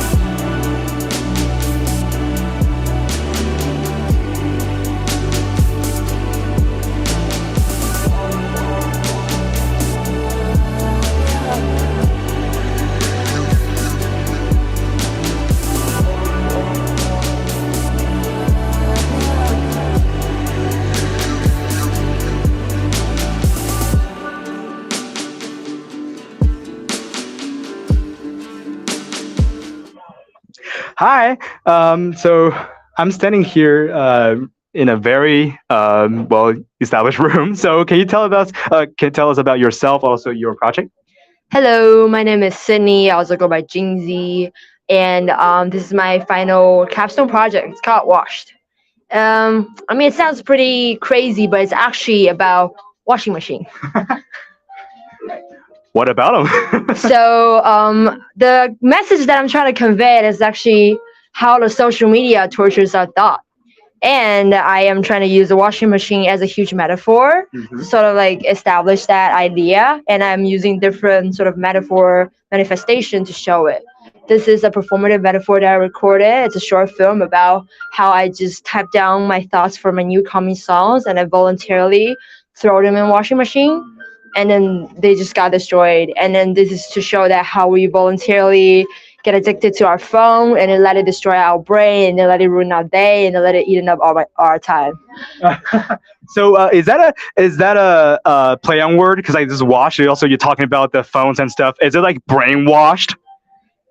If you can interpret it that way, because after I finished everything, I just realized how political this can be. And then it sort of also shows that art is always open for interpretation. Yeah, you can just like interpret it however you want. But there are also other parts of it if you want to see. This is like the visual metaphor. And so it's pretty simple. I note down a couple of thoughts like every time in the morning, and then I just wash them in the washing machine for 5 minutes. They got destroyed, and I try to piece them back together. and you can see that basically become impossible for me to piece them back together. So I framed them, like try to form new shapes of them. I framed them, and someone was actually interested, and it took interested in one of that, and it just took it, and then he's standing outside. I mean, that proves that it's really amazing, Yeah, and attractive thank piece. you. And also, like, what are some moments that you enjoy and you found interesting in the creation, also the presentation of this piece? This is actually pretty interesting because I am not a very artsy person. Like, I come from a tech and music background, so every time I go to a gallery, it became impossible for me to understand what the artist is trying to say. And then, so I am trying to make something that's easy to explain. So I was sort of like, I was trying to discover everything, and I discovered that metaphor is actually good because it's actually easy to explain. And then, like, once I explained that the washing machine is the social media, people just get the gist. So it's really excited. And also, this is a pretty wacky thing, and it's pretty crazy for my graduation. Like, my mom is standing right outside, and she's thinking that she spent like a lot of money on my degree, and I made a bunch of paper crafts. So sort of like all those comments of people saying that, I really do understand that. It makes it very precious. That is very valuable memories, and also this all the emotional attachment to these to this piece. And also, like, can we? Okay, I'm sorry. This is my brain just blanked out for a minute. And also, there are other pieces in this, like other parts, components. Could you talk about your design decision of typewriter? The typewriter was actually, I initially wanted to do stamps, but I feel like typewriter would be a good replacement because it was it was used before the whole social media and phone thing. And once you type it down, you can't erase them. So it's good for just like guaranteeing that the thoughts that I type down is very intuitive. Even though even if I make a mistake, it's original and authentic mistakes. And it was really interesting seeing people interacting with it and saying that, there's no delete. I made a mistake. So like show that right now, because of social media, we should like say a lot of things without going through our brain first. And then we realize that, that's so stupid. So we can just delete and erase them easily. But with typewriter, you can't really do that. Something like that. Awesome. So this is an awesome project we're looking at. And also, is there places that we can access the project online, or also more about yourself online? Okay. So how did you, what are some interesting moments in the documentation of this, please? In the documentation, very interesting. This video you're seeing, it's okay. It was wacky. This video you're seeing right now is actually done in a public laundromat, and I washed all those parts at my home. So when I was doing this, I was trying to do, I'll just wash them for 2 minutes and I'll just take them out. And so I put the papers in, I put my thoughts in, I put my GoPro in, and bam, 40 minutes. You cannot stop them. And I was trying so hard because I was trying to save my camera, because I try to do all those shots like, you're looking at from inside of a washing machine, right? That's gonna be so cool. And I just wash it for 40 minutes, and I unplug it, and it's out. I plug it back in. You can't open it. So that's sort of disappointing, but at the same time, I realized that's how social media works. You can't really stop it once the TikTok feeds whatever you want. And then once you realize, I gotta put away from it, it's being destroyed already. Thank you. I know they've been spending time to talk about like the downside of social media, but this is a little bit ironic to ask. So where can we access online on social media or any web platforms? I have my Instagram going on, and then there's a link in my profile. My Instagram is JINZY. And also I do a lot of music. I'm actually a musician. So if you're interested, please, while being sarcastic on social media, I do need that. Well, thank you so much for sharing with us. Thank you. Thank you. So excited. Hi, Karen. Hi. Could you tell the viewers your name, program, and year, please? Yeah, my name is Karen Ye. I'm a second-year ITP, and my project name is As I Sink My Breath With You. And it's part of my thesis project, but it's a more relaxing, simplified version without interactivity. So it was meant to use breathing sensor to trigger a series of breathable animations. And in here, because I just thought people will be so tired looking at so many projects, working in such big space. So in this room, you can just lie down on the beanbag and look at, feel your breath and look at the animations, which will help you think, like breathe and sync your breathe with the flow. You know, just take a time to relax and feel your breath. Yeah. What got you interested in breathing as a concept? Yeah, because I'm always interested in mindfulness, and actually, a lot of my animation contains my some ideas that I have about to understand the world, nature, interdependency of nature and people. So this is kind of part of my animations. And I know that you had a previous installation of this work, like you said, but with a couple more screens and different kind of projection in the back. How do you feel like, if at all, reactions to your project have changed given the different settings that you've shown it? Yeah, definitely. I feel like it really depends, like settings or context really change a lot. So for this one, it's more like very intimate and quiet and relaxing. I put like sand diffuser and ambient music, and it's a dark room, so it's more like kind of reflective. And for the video installation, it's more like I guess looking at the animation and looking at the stories and in a public space. And I also saw last semester your performance for the Alter Egos class that involved similar or the same animations, right? Yeah, that one is I use the breathing sensor as a wearable that I wear as the breathing belts to trigger like a live audio visuals narrative on stage. So yeah, that one is a bit different because the visuals or the audio is more like meant to, it's kind of meditative in a way, but I also incorporate some electronic music. So it's all kind of different in different settings, but the idea is kind of use the animation to breathe and your existence. And what did you use to make these animations? I mainly use Blender for making the animations because they will enable me to have some organic movements and playful kind of animations.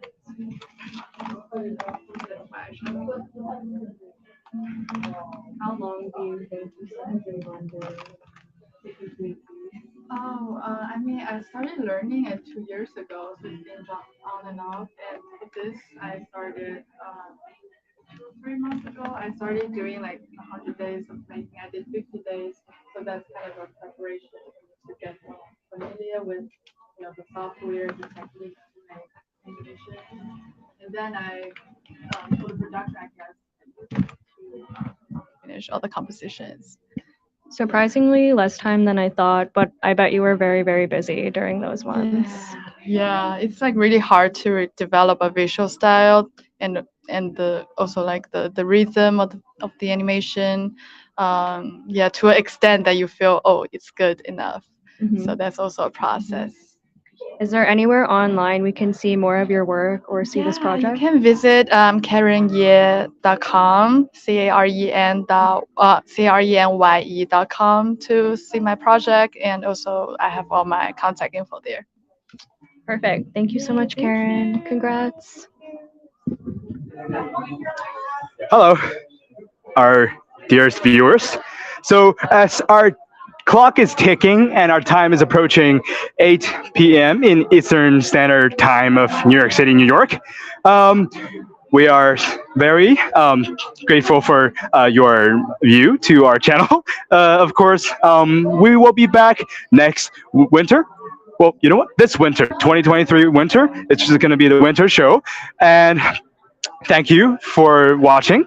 Please subscribe to our ITP ITP_NYU YouTube channel and click that subscribe button, turn on the notifications, and leave a like on. And of course, follow these people on Instagram. They're really talented, and you've only just seen the start of their careers, really.